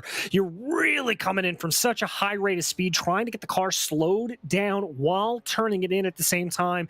A multitude of lines you can take through there, and it's also one of the best passing opportunities. We may see a little bit of a fight back through the International Horseshoe, but from there on out, coming through the rest of the infield, watch for everything to be relatively single file. We can see some good side-by-side going down into the Le Mans bus stop as well, but the entry to that curbing, the entry to that corner with the curbing that is there really makes it pretty single file as well, so you've got to get the draft and get the pass done before you get into there. But the biggest thing around here is going to be that draft. These high banks, a very, very strong draft. Yeah, so interesting of a course, this one. And if we take a look at the championship, these first two rounds have been won both by Horvath, so he leads over Pabolano. Tommy Brisson holding his own here in the GT3 Sprint Series. He's adapting well from the Ferrari GT3 Fixed Series that he raced in last time out. Putel is in fourth, followed by McKenzie, a scant 2 points back from him. What about the team's standings? Well, led by Devin Horvath, it is YS Motorsports White holding a 17-point lead over SRT Esports Blue, but a very tight battle between them and Sim Quebec there. Sim Quebec, I guess is how you would say that probably, in a little bit of a battle, 1 point separating them. A little bit back, 11 points back for SDS Racing Team, with Ludovic Martin Sports Racing about 7 points back in fifth. As for this race, it's going to be slightly different than what you saw before. It's a 40-minute race as opposed to the 35 that we had. Otherwise, pretty identical. It is also open setup, and it has 13 incidents that offer a drive-through with 17 to disqualify. Now, there's not as much paved runoff here to worry about, but there is that Le Mans chicane that can rack those up. And again, the bonus points on hand, which right now have Drew Becker up on the top spot in that 22. So let's see whether or not he can retain that as we come down into the braking for the Le Mans chicane right here for him. And actually, he is, no, he's on his second of 4 laps. So he has still got 2 left to go and some time to try and get himself farther away from everybody. Spalding and Putel are in second and third at the moment. Yeah, and that's not entirely surprising here, Joe, when we talk about the makes and models that we're seeing up at the top. Right now, it's BMWs, Porsches, and a surprising Mercedes to get up there. But the Ferrari, favored by Devin Horvath, not necessarily known as a beast in a straight line, and so it could be suffering here just a little bit. Also not surprising, some of the Audis that we've seen do very well, not exactly having the best run. They are not known as the cars that are fastest in a straight line either. Little less than a tenth quicker for Becker, puts him farther away out of reach, but it is Tommy Brisson who has jumped into second position now. And Tommy's on his last lap. He got a 42.921 last time by as we watch one of our Porsches fly down through the tri-oval and try to improve. That's Putel, who was in third. Nope, that's not going to be faster. One last shot at it as he takes that Porsche out of turn one and into the infield. And this is really surprising to me, Joe. This is Tommy Brisson in that Mercedes. It makes a beautiful sound when it's up at full chat, but I was not expecting it to be all that strong here. And look at that, up into P2 for the Sim Quebec driver. Really, really impressive stuff. So the 13 coming off the corner now and onto the oval one last time. This is what will decide it. It's looking like he's a little bit down on his best time, but he is improving here and there. No, it's wavering. Looks like it's coming about even now, so not sure that he'll be able to go quicker. Still, we'll keep a watch on it and see. The marker is a 1:42.593. He crosses 43.2. Nope, that's not gonna be it. Putel also coming around in that 14. This one also looking a little bit off of his best time. He's still got to go through this last chicane, though. Yes, indeed he does, and you can gain or lose an entire lap here coming through that final sector. Let's see how he takes it. Looked like it was a pretty good line there. Cut the course just to the limit of what you want to be able to do, and now he just has to put the loud pedal down, hug onto that yellow line, and see what that Porsche engine can deliver. Right now, he's about half a second down, so I'm thinking this is going to be fourth place again for the 14 car. And yep, 43.482 is well off of his previous best in this qualifying session. And in fact, everybody has now finished qualifying. Let's go through your starting order today. Drew Becker starts at the top with Tommy Brisson in second place. Keel Spalding will be P3 and Ryan Putel will be fourth. After that, it is Devin Horvath starting P5. Michael Pavolano will be sixth and Paul Espina in seventh. Luke Davis will be on the outside of that row. Alan Roth starts ninth and Nick Salaputis will be 10th. It's going to be Ethan Tavitas lining up in 11th, followed by Roy Brown with Brett Thurman and Colin McKenzie behind them. Row 8 will be Rob Campbell and Corey Precker with Miguel Fonseca and Andrew Ellis lining up 17th and 18th. 19th will be Caleb Lamont and Christopher Rhines rounds out your top 20. Large field here today. We're only halfway through. Dale Peterson in 21st with Robert Gow in 22nd. It is Cody Hatch in P23. Then it's Sean Carmody, P24, and Neil Alexander 25th. Eric Dube 26th, followed by an impressive Baron Hilton with no practice times to go 27th in qualifying. Alex Wright will start from 28th. Blake Ziti 29th, and Glenn Vonko rounds out your top 30. In 31st, it's going to be Michael Blaze, followed by Nicholas Matthews with Nico Zanadakis and Brian Hoskins behind them. Patrick Cowgill is going to line up 35th, followed by David Morse with Jeremy Durbin and John Perry lining up in row 19. 39th will be Jim Fitzpatrick and Ryan Luna will be 40th, followed by Julian LaRoche, Kenny Rodriguez, and rounding out the back of the field, it's Lucio Vargas. So there is your 43 cars, and I guess fitting since 43 used to be what we saw at Daytona, at least with NASCAR, quite frequently. But we have some cams to give us some views today, starting, of course, with Drew Becker showing us his position from the pole. And he also is going to have Nick Salaputis with him there within the top 10, showing us his view. After that, you've got Corey Precker, who is going to be starting from 16th today. And then Devin Horvath also showing us his, what we thought was a green screen, but we now found out was not. He'll start from 5th place. Then you've got Alan Roth in there as well. Now, that is a stylized view, if I've ever seen one. Almost like you see on some of those F1 races sometimes. And then we've also got Paul Espina out there as well. And we'll show him a little bit as he's having some connection issues with his camera. But we take off on the short pace lap, then we'll get started for 40 minutes here today, DJ. We will indeed, and these are going to be 40 fast and furious minutes, but do not be surprised if we see a lot of drivers optimizing their fuel strategy around here. There could be a lot of lifting and coasting around these high banks. Absolutely. So as the drivers now come to the last stretch towards the tri-oval, the Porsche pace car is going to give way, and control will be in the hands of that 22. So he waits patiently for it to go ahead. In fact, he's going to give it a little bit of a gap, it looks like. What can the Merc of Brisson do to try and keep him honest in that Bimmer? Ooh, some of them trying to game the start a little bit and go, but now Drew Becker is on the way. Green flag is out. In fact, that looks like it hurt Brisson as Spalding is able to get second place away from them and down into the first corner. This can often lead to problems if everybody files in to a much narrower path out of the first turn. A little bit of 3 wide, but looks like we're good. Looks like everybody's getting through nice and cleanly. Brisson, as you said, losing out a spot there to kill Spalding. But as they work their way through the S's, it looks like the field is nice and easy. Coming down now into the International Horseshoe, I don't see any major problems through the field.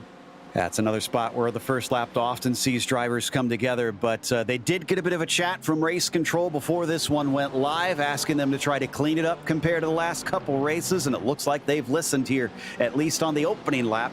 They got to keep it up for 40 more minutes. Down into the left-hander, that is turn 6, and on to the oval for the first time. Keel Spalding third, Brisson third, or Keel Spalding second, Brisson third, and Horvath in fourth. Indeed, and now is where the big draft train starts to come into play, Joe. You need to be within about 1 to 1.2 seconds of the driver in front of you to be able to get a hint of that draft, and so you've just got to hold on and pray here at this point and just let the aerodynamics, let physics do their work around the high banks of Daytona. Yeah, I anticipate we'll see some trains start to form, and there you can see that steep banking pretty much allows you to see the tops of the cars, even from the side. And it's going to be Drew Becker who leads back to the line. But Spalding is definitely keeping him honest. He's closed this down to within 0.4 of a second, less than that by the time they cross the line. Yeah, Spalding doing a good job, but it looks like Brisson is losing out. Now, I'm not sure if that's just straight line speed setup or if he had a bad run coming through Le Mans. Yeah, I'm not entirely sure. A lot of side-by-side farther down in the field. I can see Rob Campbell down in 13th with a whole bunch of cars behind them as well. Looks like Roy Brown and Christopher Rines as they cycle into the International Horseshoe. There is Brown in the striped Ferrari, and he's going to be able to stay ahead of Christopher Rines, as it looks like Lemon had a problem. Yeah, he's off to the side of the road out of the International Horseshoe for some reason. Not sure what happened there. My guess is maybe a little bit of contact, maybe just a little bit of the spinning of the tires. But Joe, Devin Horvath has been able to move his Ferrari up. He is now past Tommy Brisson. We've got an Audi. That's Colin McKenzie around. This one in the Western Horseshoe as well. So first lap was clean. Second lap is the trouble one. But it's not looking like major incidents. Salaputis spins off. And did he have help on that one? Or is, nope, that was a wheel spin on his own. So maybe drivers finding it a little bit difficult in these early morning conditions. It is quite cold on the circuit. Yeah, indeed. It's only 68 degrees Fahrenheit, and that means it's going to take a lap or two for these tough, abrasive, used to abrasion tires to heat up a little bit. So we focus here on Tommy Brisson. You can see he's under attack from now is Spina, and that's Putel there behind him. It's not been going well. Great qualifying for the 13, but not great race pace, what we're witnessing so far, as Patel and Espina are going to stay in position, as that was a back out from the 14. Whoa, way down to the inside. Espina fancies his chances on overtaking Brisson. Tommy will retain the position, but that was super aggressive from Paul. Very, very aggressive. I'm surprised he didn't completely woe that thing up and get it into the wall with how late he was. And Alan Roth was the one that made the overtake as Patel backed out of it into turn 1. So Roth up into 6 as they've been swapping back and forth, but the top 2 continue to pull away from it all and set their own pace down into the Western Horseshoe. Spina finding himself under attack from Roth, who seems to be doing fairly well on these early laps. Could he manage to demote the 20 right after he just took an impressive overtake? Well, he's certainly got the speed coming out of turn 6 there. Let's see if he can keep the power down. He's not going to really have the benefit of the draft helping him, but he is going to have that inside line. And these GT3s don't really make enough oomph to make that high line work. No, and if they go side by side into Le Mans, this could be bad news. He's trying to pinch him down a little bit. Now he weaves back to the outside, and it looks like Espina cannot hold him back. There goes Roth into 5th position, and Putel instead is going to get a great jump. He is going to go around the outside, but like you just mentioned, longer distance. He has better speed, but just doesn't have enough of it. Oh, that's a slowdown. That is a slowdown for Roy Brown coming out of the Le Mans bus stop. And actually, no, he had to catch the car. Both he and Thurman had a near spin and did a brilliant job keeping that from going worse. But look at this. Battles now into the first corner. Thurman manages to get it under control, but he is in the midst of 5 different vehicles vying for 12th. Yes, he is. This is a very, very fierce battle here in the Min Pack. You watch that Audi, little bit of a look down to the inside of the International Horseshoe. That's going to push that 69 off track a little bit. That's exactly the over-under look there that he was looking for. Yeah, side by side now, and Thurman, Precker. Oh, Precker's going to lift into the kink. That'll make him vulnerable to Carmody. Carmody thinks about it, then backs out as he holds on to 17th now in this field, so about halfway down it. I think, yeah, we've got a quick chance. Let's take a look at what started that off with Brown. And now I'm trying to remember who else it was that had that moment. It was directly in front of him. I think it was Carmody, I want to say. Whoa! It was Thurman. Thurman was it. Yeah, and so that was Thurman that just completely lost it. Took a little bit too much curbing coming down into Le Mans, and Brown almost spinning in sympathy there, just trying to avoid a little bit there. You can see it just gets on the power a little too early. Yeah, and Brown very lucky, both of them very, very lucky to keep the cars pointed the right way. I've so many times just pounded the car into that outside wall as Tommy Brisson just lost another one. And this time it is him who had the slowdown penalty. So he falls all the way to 6th, maybe even 7th, because down to his inside, that's the Porsche of Putel. He's going to give him space. There's another one going to be able to get through. Pavolano fancies his chances, just bleeding spots. The 13 can't seem to do much. Finally, he stops it. He's able to hold that in, but now he's going to have Pavolano and Luke Davis behind him, both of who are very, very skilled drivers and are going to try to punch their way forward to the best of their abilities. That Mercedes honestly looking like it is swamping out here today. Yeah, this is going to be a long day for Tommy Brisson. As great as he was in that qualifying session, not sure what he could have done to do much different here, because the car just seems to underperform a bit. Look at how big this train is getting as well. The front of it right now is Alan Roth in 4th, and it goes all the way down to Campbell, who sits in 11th. Yeah, massive, massive draft train. This is kind of what we suspected might happen here, Joe, with the draft being able to keep drivers just within touch of one another and keep these battles alive. Did we cover Spalding up into the lead? Spalding's leading right now, and Becker's away from him by about 1.5 seconds. Trying to find when this happened. No, we did not catch it. That caught me completely off guard when I looked at the live timing and scoring. Same here. Oh, it was a mistake for Becker. We've got it. It's down into the first corner. Let's take a glance at it.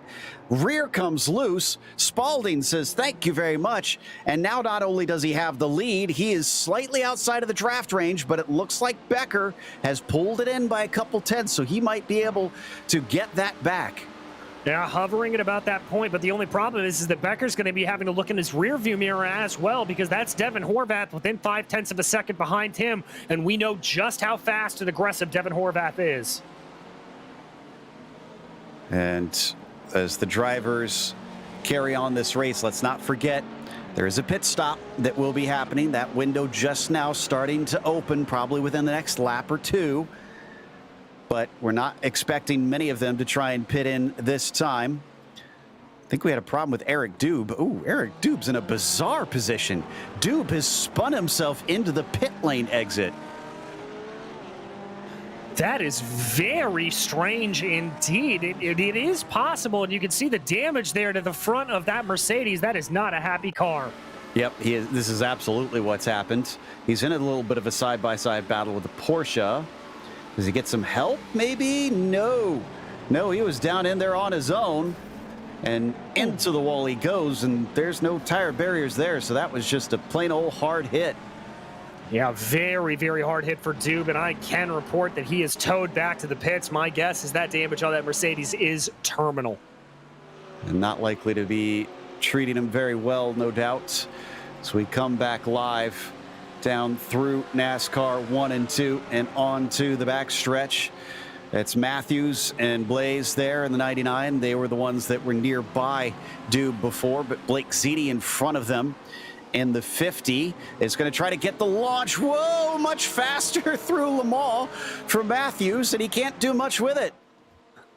No, he can't, and here comes the Porsche coming up behind him there. They're going to be side by side, working their way through NASCAR 3 and 4, but again, that high line just doesn't provide the momentum that you really want it to around here.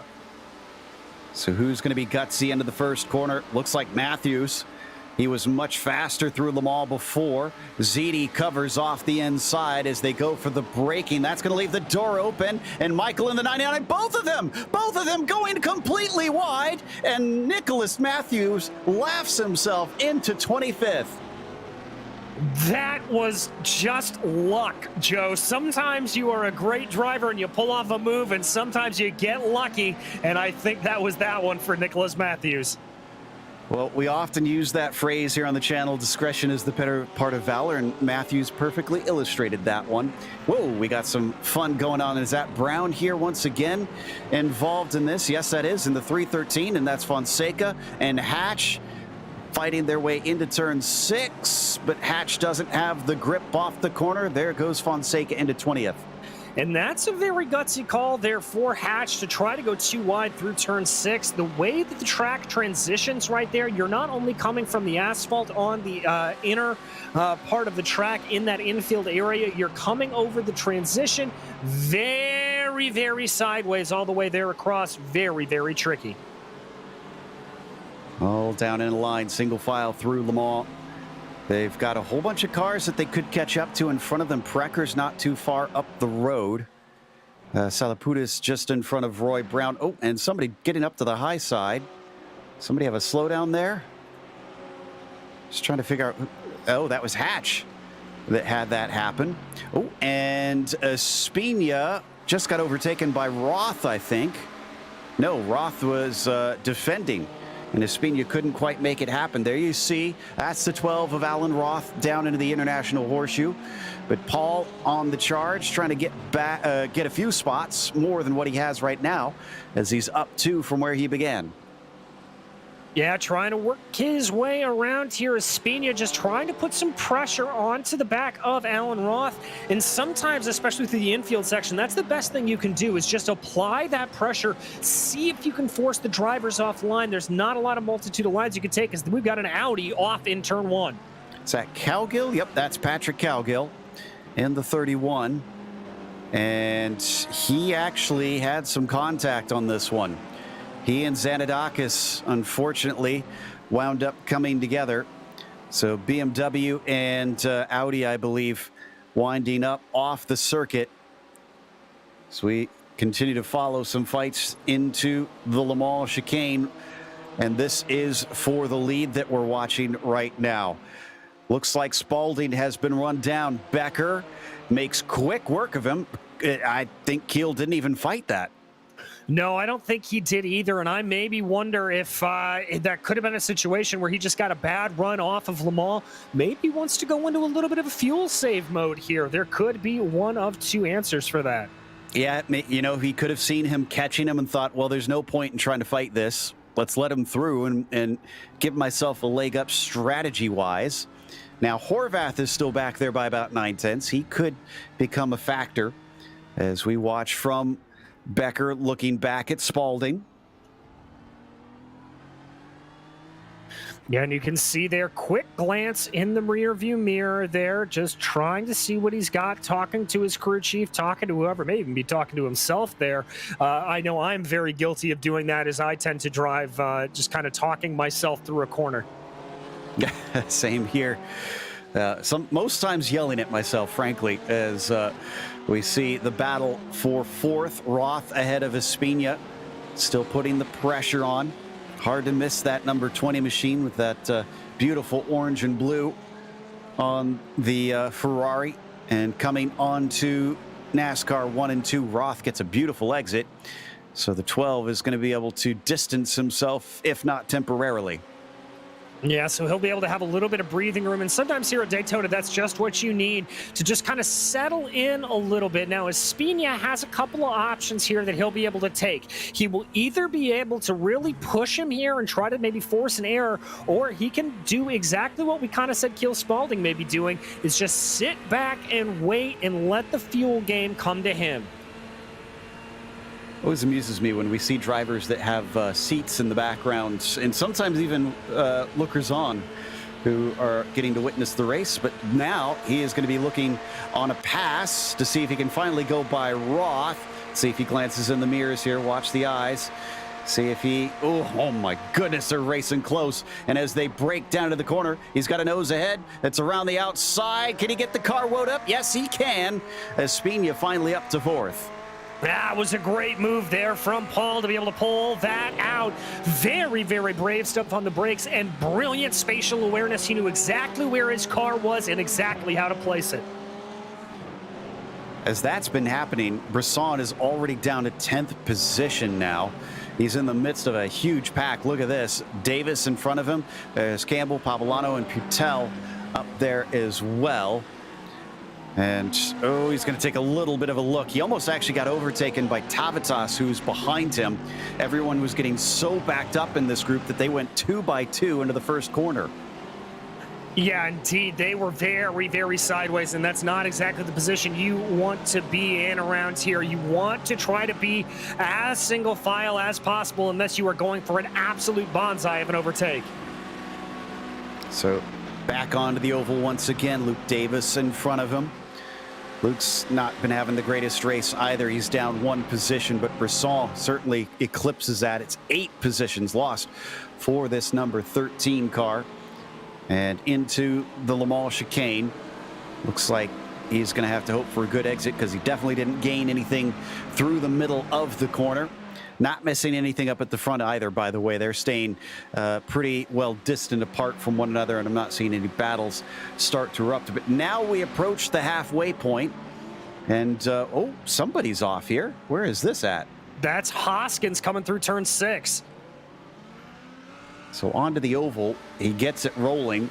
Looks like he didn't necessarily hit anything. The car looked whole to me, but that's going to be a lot of time lost for him as somebody's in pit lane. Rob Campbell decides that now's a good time, but it looks like Putel and Pavolano are going to go side by side, both out of the first corner and down into the International Horseshoe. This is for 6th position, and I think Ryan might have that one done. In fact, he did it the long way around. Beautiful work.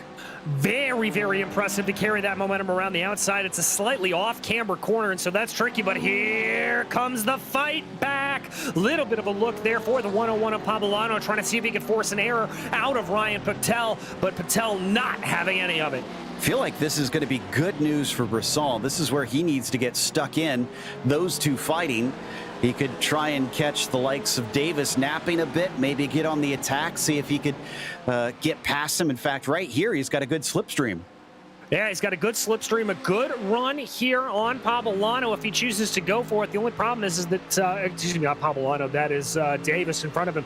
The only problem is Davis is getting that same pull from Pablano in front of him.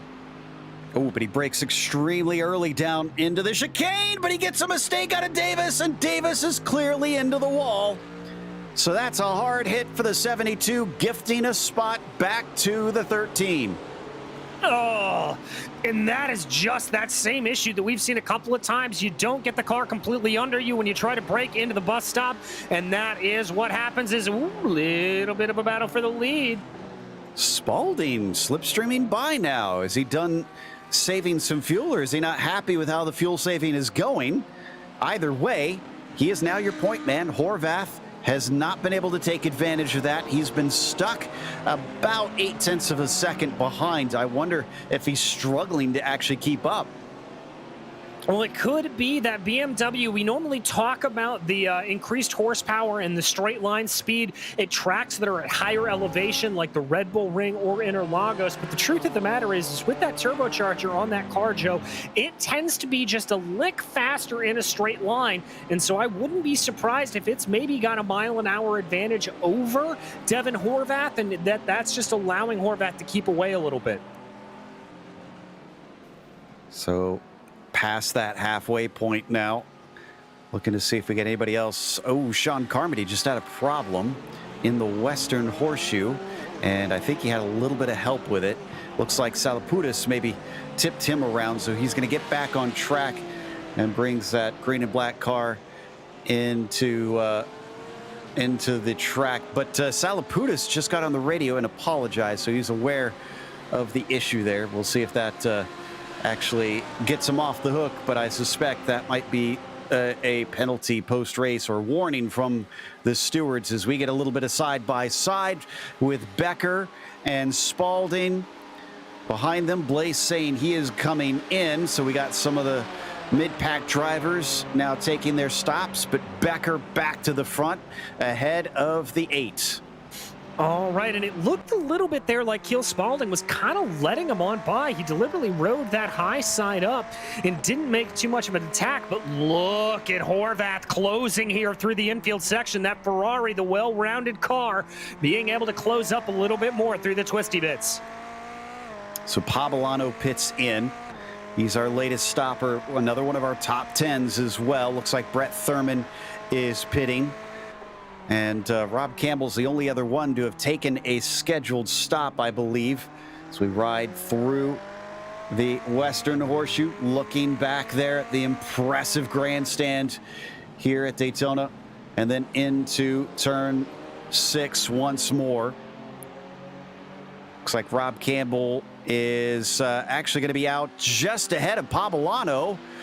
So Campbell's early stop is actually looking like it is serving him well. A little bit surprising to me there, Joe. I wouldn't have expected that to be the case. Normally, we tend to see these drivers wanting to go a little bit longer in their stints, and that benefits them, but clearly worked for Campbell, so who are we to judge? We come back to the battle for P1. Horvath a little bit closer. Does he try to do anything with it? Does Becker try and attack once again? Up to the high side. Spalding definitely looks like he wants to give that one away in that moment. Pulls right back in on him. Does he feel like it's better to try and use the slipstream to fight back here into the first corner? No, he lifts. And that is going to be Devin Horvath coming down pit lane. So the first of your leaders opting to make his pit stop here before these two leading BMWs. Putel also pits, so we got to watch and see where they come out in regards to Pablano and Campbell, as those are the other two major players that have taken fuel and been on their way. Got another car with a bit of a spin, don't need to go to it. Oh, well, we have here. This is John Barry in the 7.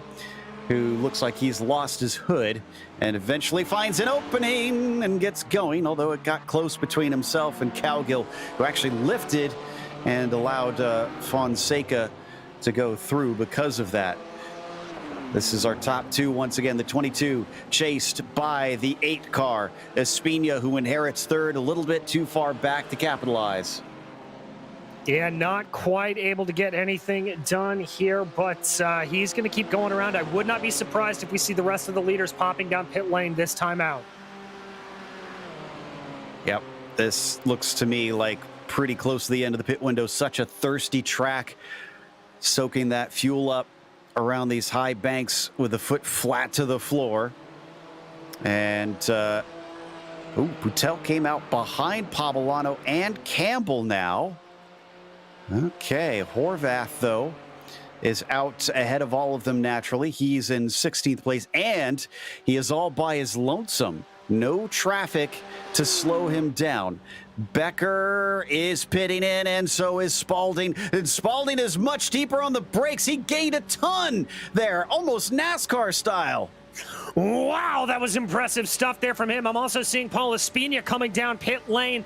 Looks like Alan Roth is going to continue on. So will Horvath's undercut. That was impressive stuff to gain as much as he did. Yes, you're going to see them get closer just by the nature of physics, but that looked like to me he was much later, and he's out much sooner. It's a massive difference between them. 3 seconds. My goodness gracious. So that time that Kiel Spalding played behind Drew Becker coming out to perfection. Now the question is where they're going to come out in relation to Devin Horvath. I think the answer is going to be well ahead. Yeah, Kiel Spalding is ahead of lap traffic even. Neil Alexander splits them. Becker just behind, and Horvath, well, Horvath doesn't even, he didn't even catch up to Becker. So this spread each of them apart mostly between Spalding and Becker, though. Yeah, indeed. That is such a massive time there. And as we look back on the lap of the pit stop comparison, yeah, you nailed it on the head, Joe. 2.9 seconds faster for Kiel Spalding coming through the box on pit lane. And all told, it's about 3.5 cone to cone. Here's the thing, though. We just came off of a race where short fueling the car helped decide the race. Are we going to get a repeat here as we now watch Brisson and Tavitas? This is for what is second place currently, but we should see both of them enter pit lane.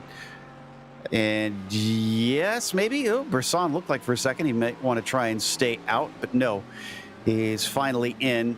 And yes, pretty much everybody who needs to stop is finally coming in this lap, since the fuel tanks are not large enough. In fact, some of them big groups like you see here: Brown, Pareker, Gao, Salapudis. And Brisson looks like he's hit his stall now. Yeah, everybody looking like they're coming to rest here. No real problems there. A couple of drivers starting to get back going. There's Brisson. No problems. Let's see if he loses any time. He's going to be able to come out very close and keep himself ahead. Great stuff there from the 13. Tavitas being frustrated by that car in front of him almost constantly. But looks like those they were fighting with are going to get a little bit of an edge. No, not much of one at all. They slot in right behind Boutel in the 14, and things kind of go right back to how they were. All right, so in one way, out the exact same, Joe. Everything kind of evening itself out here. Rob Campbell leading that little pack, though. Poblano, Boutel, Brisson, Tavitas lining up behind him. I'm sure that's going to go all the way to the finish in these last 12 minutes of the race. Spalding still holds about 1.7 over Becker, and it's almost the exact same distance down to Devin Horvath. So again, though, I said it before, and I'll repeat myself, that last race came down to fuel saving, and last race we saw this exact scenario where they had spread out because of that, but then it suddenly came back close all the way to that last lap fight where it all kind of exploded coming down to the line. It's just looking all too familiar at this stage. Yeah, it is, Joe. We're going to have to keep an eye. That is a very, very short stop for Spalding. I'm going to be listening into him, hearing what that engine noise is making, hearing if he's lifting and coasting a little bit early. He's not doing any lifting and coasting going down into turn one thus far, so I think he thinks his fuel numbers are okay here, at least at this stage. Yeah, so far, so good. Looks like Pablano is also going to try and make a pass on Campbell, but he's going to try and do it the long way around of turn one. And unfortunately, that spins the car out just as Brisson finds him, tips him back straight forward. How much damage is on either one of those cars? It didn't look like the biggest of hits, but that definitely cost them time. Well, it looks like they're on Pablano. There's some crinkling on the left side of that BMW hood. I'm not sure how much there is on Tommy Brisson necessarily. We'll have to take a closer look and find out. Oh, man. Tommy's not going to be proud of this one, I think, and a little bit wide down through the Western Horseshoe on top of things this lap. It's probably going to be a bit of a slow one here on his first full flyer after his pit stop. And not a great change between Spalding and Becker as we watch this, but it's down to 1.5. However, Becker and Horvath are now separated by 2.5 seconds, so it does seem like Devin really can't hang with those top two now that I'm sure they've turned the wick up to try and get to the finish from here. And, well, Brisson doesn't look to be too hindered in a straight line, because you would have thought Tavitas would have been able to make an easy pass.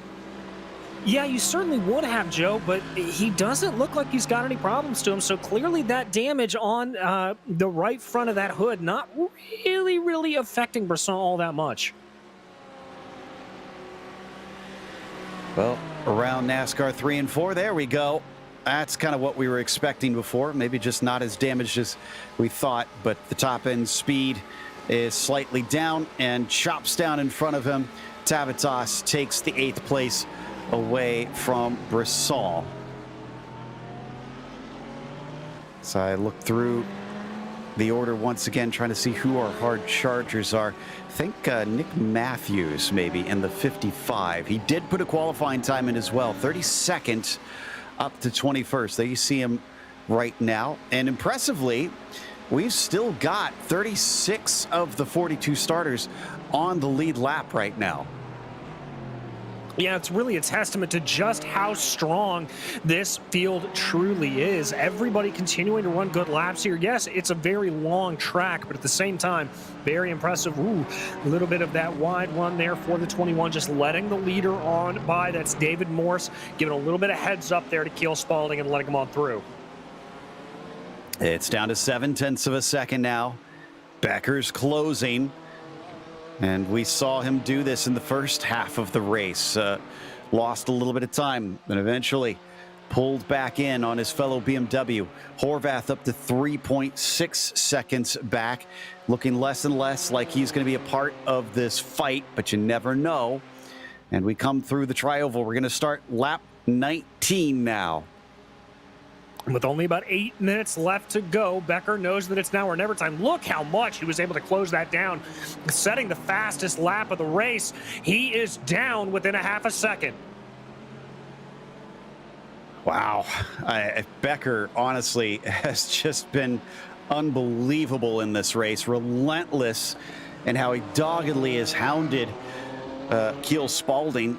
He's let him have that track position, but he's not let him rest whatsoever.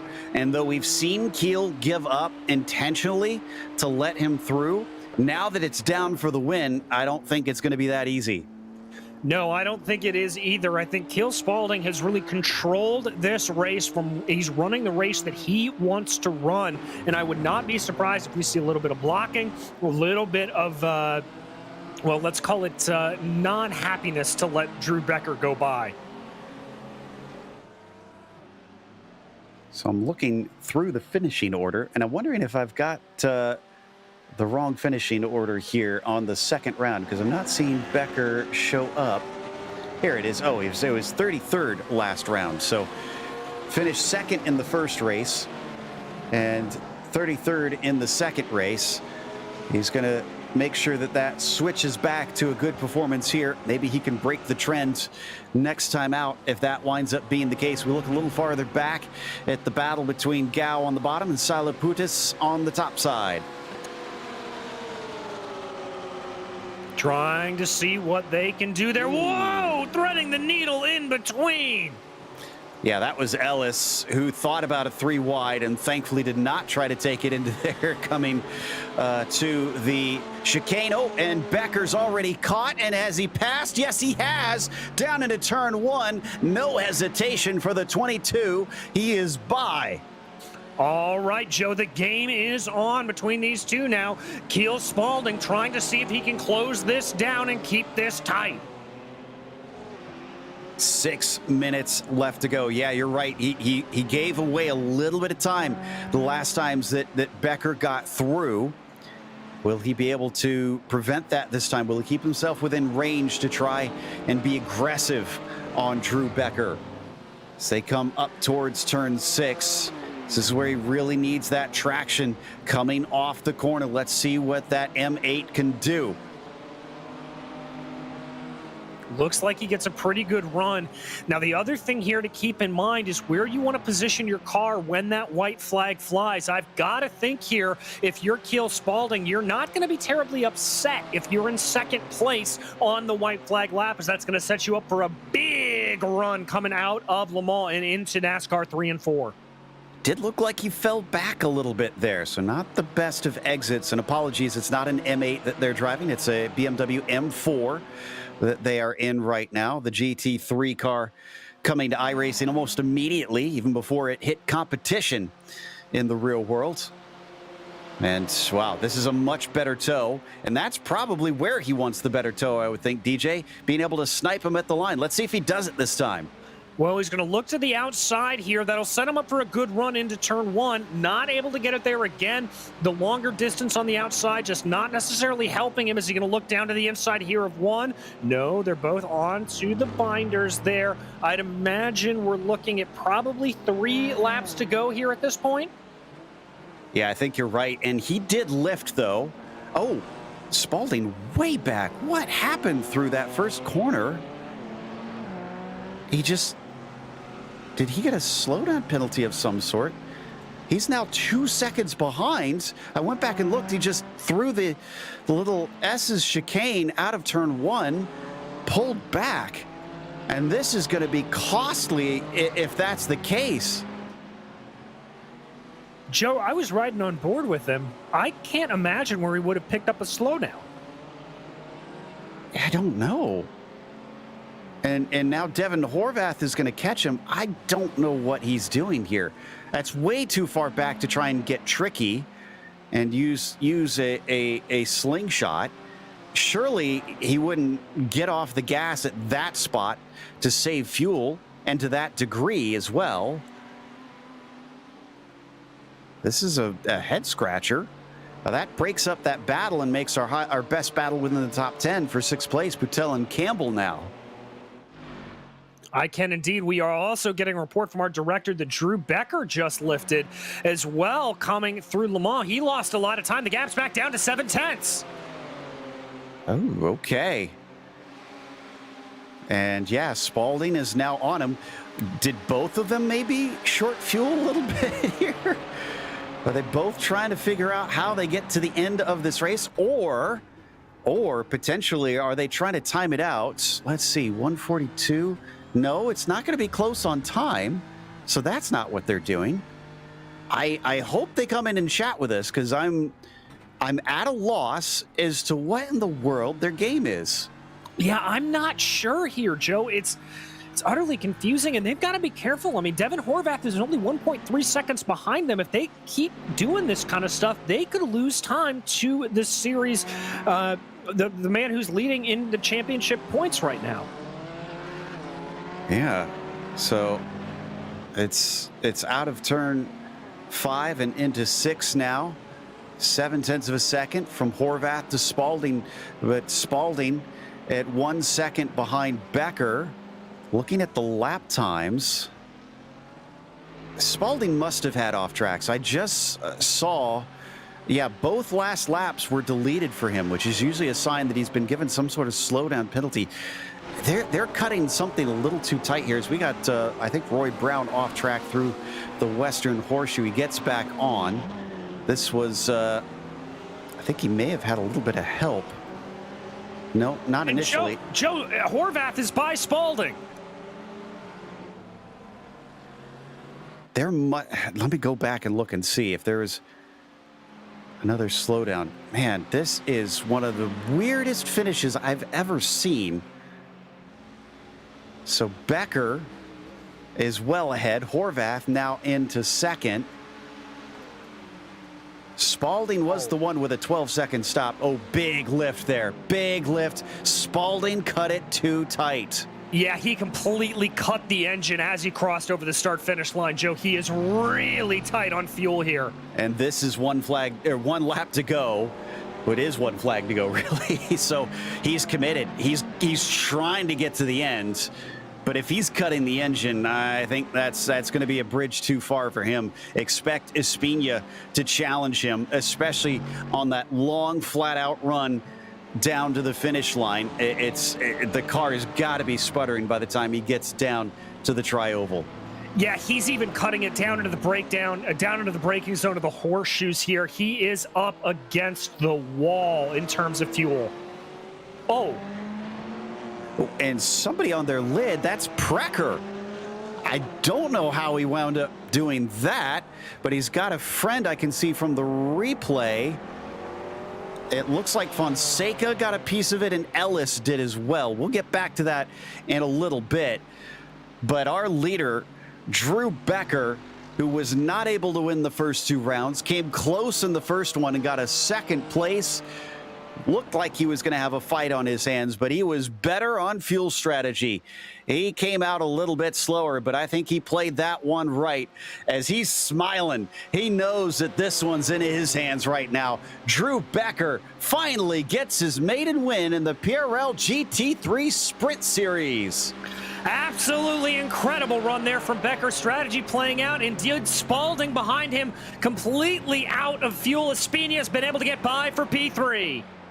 Espina up into the podium. Roth not close enough to take advantage. He winds up in the 5th position. Maybe just a couple tenths more would have saved Spalding's bacon, I think, as more drivers race to the line.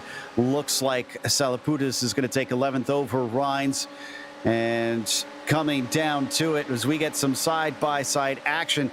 Peterson runs out of fuel and sniping him at the line, trying to see if he got past in time.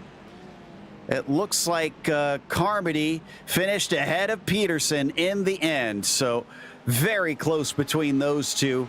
Less than a tenth of a second as we now see another battle in that one. Looks like it went to Matthews instead as he beat Ziti to the finish. Just a couple more coming down to it as McKenzie beats Nicholas, and Fonseca will follow them to 20th. Fonseca getting caught up in that incident. 33 drivers will wind up on the lead lap, and that man was the first to see the checkers. We're going to take a quick break. We'll come back with the unofficial results as well as driver interviews, so stick around. This is iRacing, the world's premier online racing game. iRacing puts you in the driver's seat to experience today's newest form of competitive motorsport, virtual racing, all from your home PC. Race virtually in endorsed series from NASCAR, IndyCar, IMSA, the World of Outlaws, Aussie Supercars and more. Take on legendary circuits like Daytona, Silverstone and the Nürburgring. Join iRacing's global online racing community and get on track today at iRacing.com.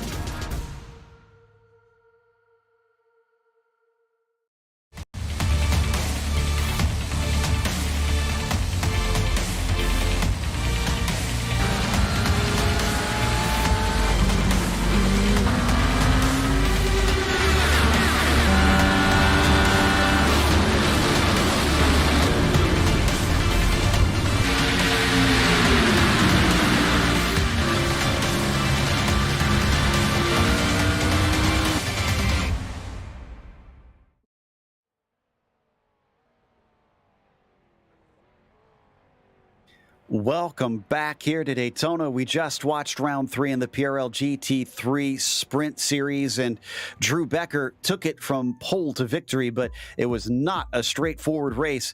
He played it straight, he played it traditional, took just enough fuel to get to the end, was under threat from Spalding, but his call on fuel is what gave him the win in the end. Horvath was about 3 seconds behind, was not able to go quicker like he did in the first round. Still, he collected a valuable second place, and Ospina, coming down to the finish, jumped into third as Keel Spalding had to settle for fourth, running out of fuel. Alan Roth was fifth, followed by Putel in the sixth position. Rob Campbell, good enough for seventh, as Ethan Tavitas finished eighth. And Tommy Brisson, after the race was over, got onto the chat, complained about the top speed of that Mercedes. Just didn't seem to be helping him. He finished ninth with Pavolano behind him in 10th. In 11th, it was Nicholas Salaputis, followed by Christopher Rhines, who had a good drive up through the field, up 8 positions. Robert Go up 9 positions, with Roy Brown behind them, and Brett Thurman rounding out your top 15. Sean Carmody was 16th, followed by Dale Peterson and Andrew Ellis, Cody Hatch, and Nicholas Matthews in P20. 21st went to Blake Ziti with Neil Alexander in 22nd. Then it's Alex Wright, P23. Luke Davis all the way down in 24th, a bit far for him, as he's usually a little higher up than that. And Lucio Vargas, 25th. You've got Colin McKenzie in the 26th position, up down 12 positions. That was a bad day for Colin as well. Michael Blaze, 27th, and Fonseca, 28th. Vonko, P29, followed by Zanadakis, only good enough for 30th today. In 31st, it was Jeremy Durbin, followed by Baron Hilton, with Ryan Luna and Corey Precker, the first car a lap down. Julian LaRouche also a lap down, followed by John Barry and Brian Hoskins. Jim Fitzpatrick was the last car, 1 lap down in 38th, followed by David Morse and Patrick Cowgill. Le Mans, Dube, and Rodriguez, your other non-finishers here today. So that means we get a chance to talk to Drew Becker and see if he was concerned about what went on with the pit stops. Because, Drew, we saw you lose out in the stops as Keel just pulled away and had a massive gap. But then late in the race, it looked like suddenly he started dropping a bit. How quickly did you know the game was yours? So Kyle's actually one of my teammates in the Indy Lunatic kind of umbrella. So we were in Discord together.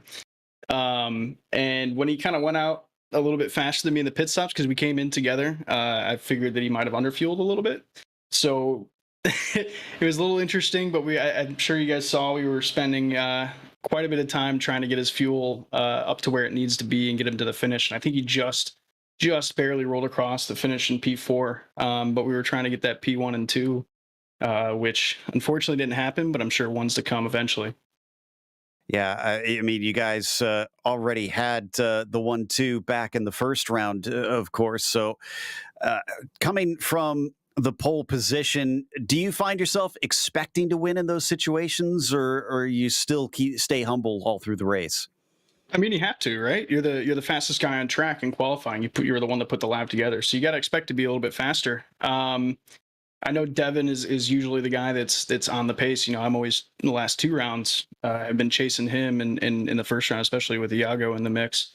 So when I saw you had kind of a little bit of a troubling qualifying, I got a little bit of excitement going with Kyle and I both up in the top 4, and just kind of tried to use that confidence to get us going. And it did indeed get you going. So we've got Daytona out of the way, and then up next we head to Spa, another one of those draft tracks. Is it another better chance to maybe get that 1-2 finally? Apologies, I was thinking of Horvath earlier on that first race. Oh, you're good. I hope so. Spa's a fun track. It's very technical. You have to be on your A game at pretty much every single corner. So it's going to be a fun one. I know Devin in that Ferrari is going to be a threat coming up past Eau Rouge, down into Lecombs. It's going to be fun. I don't know how well the BMW will be there. If it's anything telling about Daytona, the Porsche was super strong at Daytona in the VRS sprint races all throughout the week in the official races. So we'll see. I've been pretty good at Spa in the past, and I hope I can put it together to bring home another win. Well, we'll wish the best to you. And is there anybody you want to thank for today's win? I just want to thank the Indy Lunatic guys, Indy Autosport, Lunatic Racing, all them, and my cat who kept nudging my foot the entire race. All right. So a little bit of help there behind the scenes for the 22, as now DJ is going to be talking to Devin Horvath, who has reversed positions with him from that first race. Indeed, Devin, a bit of a fight through the field there. It really looked like you were pushing that entire race. Yeah, for sure. Felt a little bit off pace. The bus stop, I just couldn't figure that thing out, and it was just killing me every lap. But we came home in second, so I'm going to take that for sure. Well, talking a little bit about it, I was speculating that the Ferrari may be a little bit down on horsepower compared to the BMWs, and then I was completely proven wrong because we got Ferraris in P2 and P3. But were you noticing any differences running the Ferrari around here compared to everybody else around you? Yeah. I felt, especially in a straight line, in this race and during the practice that me and my teammate did last night. It seemed to be slow in a straight line to a lot of the other cars. So, well, do you think you're going to have the same kind of problems next time out? I mean, we head to Spa. That's obviously a little bit more fiddly bits coming through there, but still some. Nürburgring actually is the next one. Is it the ring? Yeah. Well, then that'll be easier for you, I would imagine. No, it won't. I've never raced there. I've been on the track for maybe an hour so far, so it's going to be really interesting next week to see where I end up. So, well, we wish you all the luck, man. But anybody you'd like to thank for today? Yeah, I'd like to thank my teammate Ethan, my family as always, and for everybody that helps put these races on every week. They're a lot of fun. Well, thank you, Devin, and congratulations again. And now, Joe, I believe you've caught up with Paul Espina. And Paul, congratulations on a podium. It looked like you had to do some fighting to get up there, though. Quite a few cars that you had to try and battle with to get to the clear. Paul, felicitaciones. Parecía que tuviste que pelear con varios carros al principio para poder llegar a tercero. Sí, estuvo duras las primeras vueltas. Luego estuve varias vueltas detrás del Porsche de Allen, hasta que por fin pude pasarlo en curva 1 y ya el grupo de punta se había alejado y quedé sin el rebufo para poder acercarme, y hasta la última vuelta fue que pude alcanzar a entrar al podio con la falta de combustible del BMW. Claro. Yeah, I was I fought through the ranks for the first couple laps, but then I got stuck behind Allen for a while. So, but then after the stop, I was able to go free and try to catch the front guys that left me behind after I got stuck behind. Did you have any idea that Spalding was going to be short on fuel? Were you shocked when you came to the line and passed him? ¿Tenías alguna idea de que el que iba adelante que estaba quedando sin gasolina o...? No, sabía que algo estaba pasando porque él estaba peleando la punta de la carrera. Vi que el Ferrari blanco que yo tenía adelante, que iba tercero, lo pasó fácilmente y siguió. Y en el Relative yo veía que le venía descontando muy rápido, pero no sabía qué era lo que le estaba pasando. I knew something was going on because I was looking at the relative, and then I saw that the third driver overtook the second, so I knew something was going on, but I didn't know what was the deal. How do you feel heading off to the Nürburgring? It's going to be quite a task there to repeat another podium, I'm sure. ¿Cómo te sientes ahora que van al Nürburgring? ¿Te gustaría repetir un podio? Bueno, es una pista muy complicada y trataré de conseguir el mejor resultado posible, pero repetir el podio ahí es complicado. Yeah, Nürburgring is a very difficult track. I'm going to do my best to get a good result, but it's definitely a track that I don't know if I'll be able to repeat the same podium as here.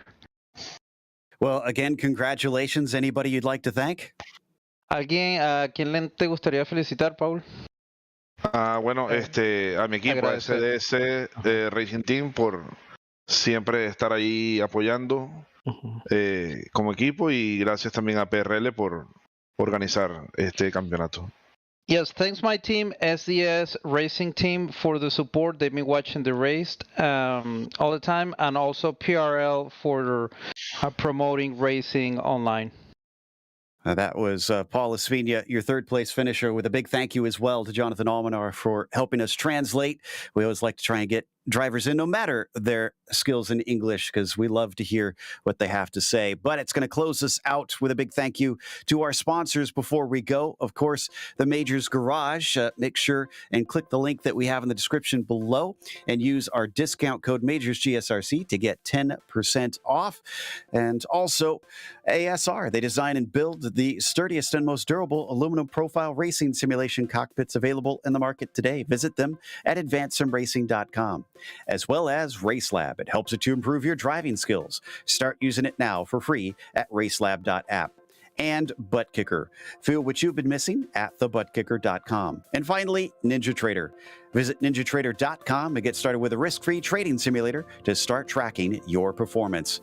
Thanks goes to the companies that provide the software and hardware for our broadcast listed here, and additional thanks to June Lalonde, who provides our wonderful music. Check out our Bandcamp for more awesome work. Thanks to the team today, DJ, Zach, and Dougie. You can find more info about GSRC at globalsimracingchannel.com or through our social media listed here. And please check out our merchandise store at gsrc.storenvy.com. There's a link in the description below for that. Don't forget to subscribe to the YouTube channel so you don't miss a moment. As we mentioned, Spa is actually for the MX-5s next round, not the GT3s. It's the Nürburgring for the GT3s on Monday, April 11th at 8:30 p.m. Eastern. We have upcoming races for other series listed on the screen, so check those out. Mark them down on your calendar. And in just a few minutes' time, the Porsche Owners Club goes to Detroit. That'll be 11 p.m. Eastern. But until next time, race clean, race hard. We'll see you on the track.